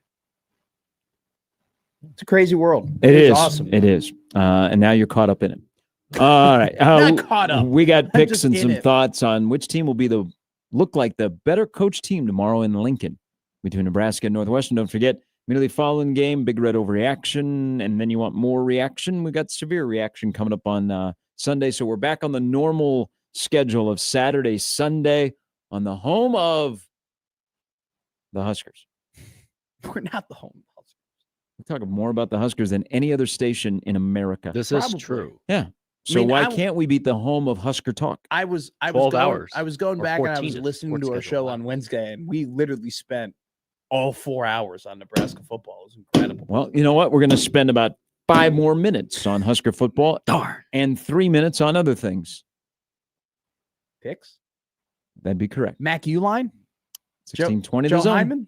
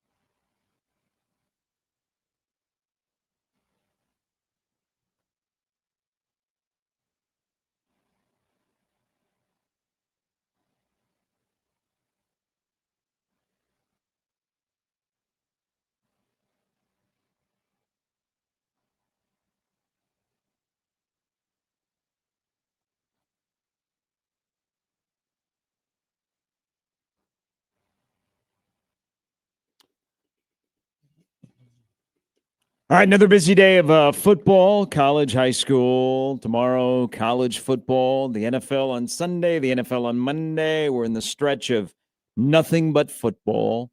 So let's talk football. Would you like to update? Do you have the graphic ready? I have the graphic ready. For people on the chat room. I lied. We know. You do not have the graphic ready. Do we have the graphic updated? We have the graphic updated. Okay. Is the graphic ready to go? Is the graphic loaded? No. Guys, first Under off, a Taco I Bell didn't bag. lie about the thing about the graphic, okay? And I didn't, well, I did lie about that. But what I did lie was Jesus. we went 1-2 last week. No, I went 2-1. I looked through your picks. Oh, this I went thing ain't 2-1. close. You went Michigan State. They didn't cover. Yeah, that's the only one. No, because I went back and UCLA 2.5. They had a field goal to win 20-17. I have you at 3.5. I got a 2.5. I wrote it down here at 3.5. I have what's on the paper. What's on the paper is 3.5. I wouldn't have gone if it was 3.5. On the paper, we have to go back and we have to look at Okay. what we said Well, on the YouTube. It's on the replay. It's on the replay. We can go back to the All right. replay. We can review it. So right now, The graphic is incorrect. no, for right now, the graphic is graphic is correct. And then I can go incorrect. back to YouTube and I will see if you said 2.5 or 3.5, and then I will go and adjust the graphic accordingly. But currently, right now, it doesn't matter. You're kicking my butt. Okay. All right. You're up 35-8. You are in a comfortable lead. And you are playing, you are making good picks. Would you like to go first? Because you're the leader. No, of the clubhouse? I genuflect to you. Okay. I will go South Carolina plus 11.5 against Alabama. They're at home. Very, Okay. very tough place to win a football game if you're the road team. I will then go Memphis plus 5.5 in a bounce back game against USF. I Okay. think that last week they were clearly just looking ahead toward this game and then drop one to UAB. So I will take the 3 points there. And then I will go ahead and we'll take Syracuse plus 16.5 against Georgia Tech. I think Fran Brown will have the boys ready to go. And I think Georgia Tech is coming off of a win against Duke where they were heavily underrated, and I think they proved their worth, and it was an emotional win. I think they fall flat, but still win the game against Syracuse. Mississippi State plus 7.5 playing in Stark Vegas. Texas has failed to cover as a favorite on the road for 5 straight games. I will go Wisconsin over Whoa. team total. Badgers have only scored 34 points against Power 4 competition. That's not good. Been shut out in back-to-back games. Not good. Oregon is number 8 in scoring defense. Good. Okay, that's really, really good. But the team total is 3.5. What? Yes. Really? Yes. So I will go over That's Wisconsin embarrassing. team total. I have to believe that they will find a way to score a late touchdown in this game. Or I 2 love field how goals. it's a late touchdown. Maybe they Not- get 2 field yeah. goals, but still, I will go over I 3.5. love how you're betting on a garbage time touchdown. Not a, hey, maybe the first unit comes out in the first drive and puts together a really good script and threatens Oregon. No, we're just hoping when the 3s or 4s are in that Wisconsin just lucks their way into the end zone. Hell of a pick. And then I like Indiana at 25.5 point favorite over UCLA. I think IU clobbers UCLA to begin this game. UCLA's had some fun the last 3 games, but Indiana's on a mission, and UCLA will simply get in the way of that. It is in Bloomington. Big Noon is there, and Cignetti will crank it up, and they will beat UCLA. Unless I get the same thing that happened to me last week, is that at the end of the game when Indiana scored late to cover, Michigan State got the ball, and they kicked a field goal. They kicked a field goal to make it 38-13. I was livid. I was in the parking lot of Williamsburg Pizza. Okay. And I was paying attention to an Indiana Indiana Michigan State football game while my pizza was waiting inside. Yes, very, very good. Busy. Went to the new location off of Maple. Oh, hell yeah. I didn't know how they had dining inside. I thought it was just carry out, wall to wall. Everybody knows that Indiana is 3-3 when they're a favorite by 20 points against the spread against FBS teams. Everybody knows that. So that's a very interesting pick by you. Well, have they done it under Cignetti? Yeah, that's all under Sig. Okay. 3-3 as this, a 20-point favorite I watched against this the spread. I watched this against presser FBS on teams. Monday. Well, UCLA is also coming across a couple of time zones. Oh, yeah. Okay. Yeah. And nice. they're playing at 9 a.m. UCLA time. Well, wouldn't that be that's not that bad. To be playing at 9 a.m.? It's way, way better than if they were to it's way worse for Central teams if they were to kick off at 9 p.m. or East Coast teams be kicking off at 9 p.m. Central. Kids stay up late. Kids don't like to get They'll up get that there. early. They'll have a rough first quarter, but they'll be ready to go by middle of the second. They'll be down 35. Yeah, by then they're going to clobber them. Go IU. Go Signetti. All right, quickly here, rapid fire because we're about out of time. We'll let you go first, Jimmy. Tomorrow, what happens in Lincoln? I just can't see Northwestern winning in Lincoln. But I'm going to say that Matt's very, very sad now. I'm so sorry. I know. We've been text buddies about the Cats, but Cunanan hits a late field goal and win 19-17. 19-17. Yeah, Okay, so they do not cover for the fifth straight game. I will go. I think Nebraska comes out, and I believe in the team and in the culture and in the coaching staff enough to think that they'll have a lot of juice heading into this game and that they will play at a much higher level than they did last week, albeit I don't think it's going to be a showcase of anything other than the kind of football that we saw them play against Maryland or Michigan State. So I'm going to take 20-14 Nebraska. Okay. I will I have gone back and forth on this all week because I wasn't going to pick a game. Do it. But I have decided to pick the game. I think Nebraska playing at home will add a late score to cover. Yes. Will not give you a score total, but they will get a late score to cover. So Nebraska will cover the 7.5. Okay, we'll say and it might be a field goal late. Field goal late To get it to 10, maybe? So 48-40. That's your official Yes. prediction. There you go. All right. Nice. Zach Kustok walking through that door. How many shootout tomorrow? How many 88 points how many scored. overtimes would we have played? 4. 24. Honestly, we would have played 4, and then they would have all just kicked field goals, and then they would have just kept doing the 2-point conversions. All right, enjoy the regional football, whether you're going to Brookings, Ames, or Iowa City, or Lincoln. A lot of regional rivalries that go way back. The battle for NU. The winner gets to call themselves NU. First off, And they get an animal. Not a battle for NU. Nobody, that's not up for discussion whatsoever because one school currently calls themselves NU and the other one doesn't. And secondly, Northwestern Nebraska is not a rivalry. It's just a teams that play. If Northwestern wins, they get to be called UNL. We were at the 2000 Alamo Bowl. It's a rivalry. Oh, they ran it up, smoked them. UNE, University of Northwestern Evanston. Get it? All right, live, laugh, and punt, everybody. Iowa does play this weekend for a pig. So enjoy that. That should be an interesting game. It should be. Yeah. Nebraskans are saying, can both teams lose? Well, we'll see. Make memories, be safe out there. Enjoy the football this weekend. Lots of football here on the zone. A little basketball as well tomorrow night for Creighton and Colorado State, an exhibition game. So we got you all covered. Enjoy hockey if you're headed to Baxter Arena. Enjoy life if you're headed to the final night of high school football around the state. We'll recap it all on Monday at 6 when we reconvene. The crossover is coming up next for Jimmy, for Matt. I'm Gary. It's